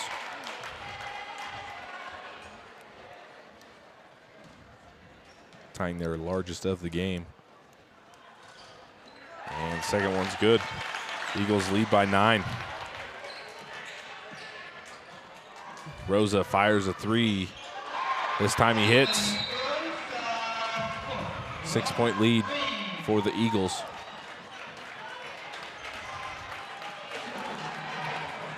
So Rosa snaps his cold streak. Eagles still lead by 6. Yeah, and I believe there's 2.6 seconds left to go in the game, so we'll just stay right here. Mustangs really just wanted to take the timeout, stop the clock. They didn't really have anything else to talk about, but you know, I think the difference on tonight's game than what we've seen against Marysville and Abilene, we saw in Abilene and Marysville, we saw teams that played really tough, stringent defense against them that was really in their head. Actually, I think tonight, you know, nothing taken away from the Silver Lake Eagles. They came and they played a pretty good game, but really the Mustangs helped them out quite a bit. I mean, they made some really crummy trips up the court, didn't take very good shots. So Eagles struggled at times, but man, that run to start the third quarter, that was really the difference of the game. What'd you say, they went on an 11-0 run? Yeah, and I said during halftime all they had to do was weather the storm, and they did. I mean, the Mustangs jumped out to an 11-point lead at halftime, and they came back from that deficit like it was nothing. Yeah, so the Eagles put up like 20, almost 20 points in that third quarter alone. Like I said, that was the big difference in the game. You know, the Mustangs struggled tonight, but, you know, like I said, credit to the Eagles. They came out. We knew that they weren't going to just roll over. I said don't sleep on this team. I told you before we even got the broadcast tonight, we were talking about it, and I said this game scares me. This team scares me because they're much better in their record. They beat some really good teams, and they really 6 losses on the season. 5 of them were like in overtime or within 3 points. So literally 10 points away from being, you know, a 3-loss team and a very good 3-loss team than they could have been. They're going to do some damage in their 3A. Again, their 3A sub-state. It's going to be a toss-up. They have the ultimate #1 overall team in Beloit that's a part of that, but you got Rossville, very good team. St. Mary's, we saw Marysville. And so just a really tough. It's going to be really tough. And again, it's one of those 3A sub-states that whoever comes out of it could do a lot of damage at the next level at the state tournament. So we're just weeks away from the state tournament. So we'll see where those rankings lie and what teams make it in and what teams go home. Yeah, right now the Mustangs need to regroup. They're going to have another tough game against Rossville here on senior night. And like we talked about it, so now 3 losses on the season, all 3 losses here at home. This is supposed to be a place that you own. This is supposed to be a tough environment to come into. Home teams are supposed to hold court, right? Right. You always talk about it like in Big 12 play. You want to win your games at home and get half of them on the road, you're doing pretty good. And not only that, but Mustangs losing winnable games. They were in position to win this game. They were in a position to win the Marysville game. They were in a position to win the Abilene game. And it's not so much closing it out, but it's just that 4 to 5 minutes of play where they either get out-hustled or outscored or out-defended, and then it kind of comes up and bites them in the butt. Yeah, and it's a tale of two things. It's like when they went on the big run, there was never a sense of urgency for the Mustangs that they needed to do anything to stop it. I think they just always assumed that they could shoot their way out of problems. And tonight they just couldn't do that. You know, for the Silver Lake Eagles, you had Dieter with 21 points. You had Lopez with 14 points, a big slam dunk there at the end. Number 11, Johnson with 8 points. Number 22, Johnson, with 7 points. And again, the Mustangs kind of struggled a little bit. Brady Schneider had 12, but I think all 12 of those were in the first half. He was completely shut out in the second half. Scorers weren't able to step up. Then you got Gavin Rosa with 8. One of them was basically a junk three-pointer at the end of the game that really didn't make a big difference. He struggled mightily from the three-point line tonight. He was 2 for 10. You had Christensen with 4, Burgess with 4. Again, Burgess held to single digits. He was face guarded all night. We talked about it. They kind of did a triangle and 1 on him sometimes. The recipe to beat the team is out there. All they got to do is go out and find it, and if they could do the matchups they want, they now know how to beat the Mustangs coming into this place. Vendeska with 4. Wilkinson come off the bench with 8. He had a pretty good night, but really Mustangs overall 8 for 28 from behind the three-point line. 29% at some point in time. When it's only a 2-point game, you don't need 3-pointers to get back into a game. You just need buckets. They were giving up buckets for long bombs, and it just didn't work tonight. Only shooting 29% from behind the three-point line, only 37%. And it's the same thing that we've seen a couple times with the Mustangs. And, you know, it's not a bad team. Obviously, they're not a bad team. They're only a 3-loss team. It's still a phenomenal record, but it's those little things that they do like that that frustrate you probably as a coach that, you know, and I question sometimes, you know, why are we continuing to shoot 3-pointers? Oh, my gosh, look, Vendeska was open in the paint several times. They missed him. And you said at one point in time, they're all just kind of standing around the outside of the arc. They're moving the ball great. But when you're just passing it back and forth outside the arc, it makes the defense easy to play. So I think the Mustangs tonight, they just made too many mistakes, took too many bad shots, and allowed the Eagles to come away with this. Eagles did just enough that they had to do to win this game. Right. But we'll see if they can bounce back Tuesday at senior night. We'll be back in action. It will be the 20th, I believe. Let me check my calendar. Yeah, so I got it right here. So we want to thank our sponsors and donors because of their continued support. Backroads Broadcasting continue bringing the action home to you. I want to thank our production team, Cody Lyman, Cody Roach, for their expertise on camera graphics. We tried some new things tonight, got some points up there at halftime. So thanks to Cody Lyman putting that together. We want to thank Shanna Schmidt and Rock Creek High journalism students. Tonight we had Drew Becker running the camera for us. Thank you, Drew, for being here. The Backroads team will be back in action on February 20th back here at the Rock, where the Mustangs take on the Rossville Bulldogs for senior night. Thank you for spending your evening with us. Drop us a line and let us know what you think. As always, I am Judd McCormick. I'm Isaiah Dobbins. We got to go for now, but we'll BRB.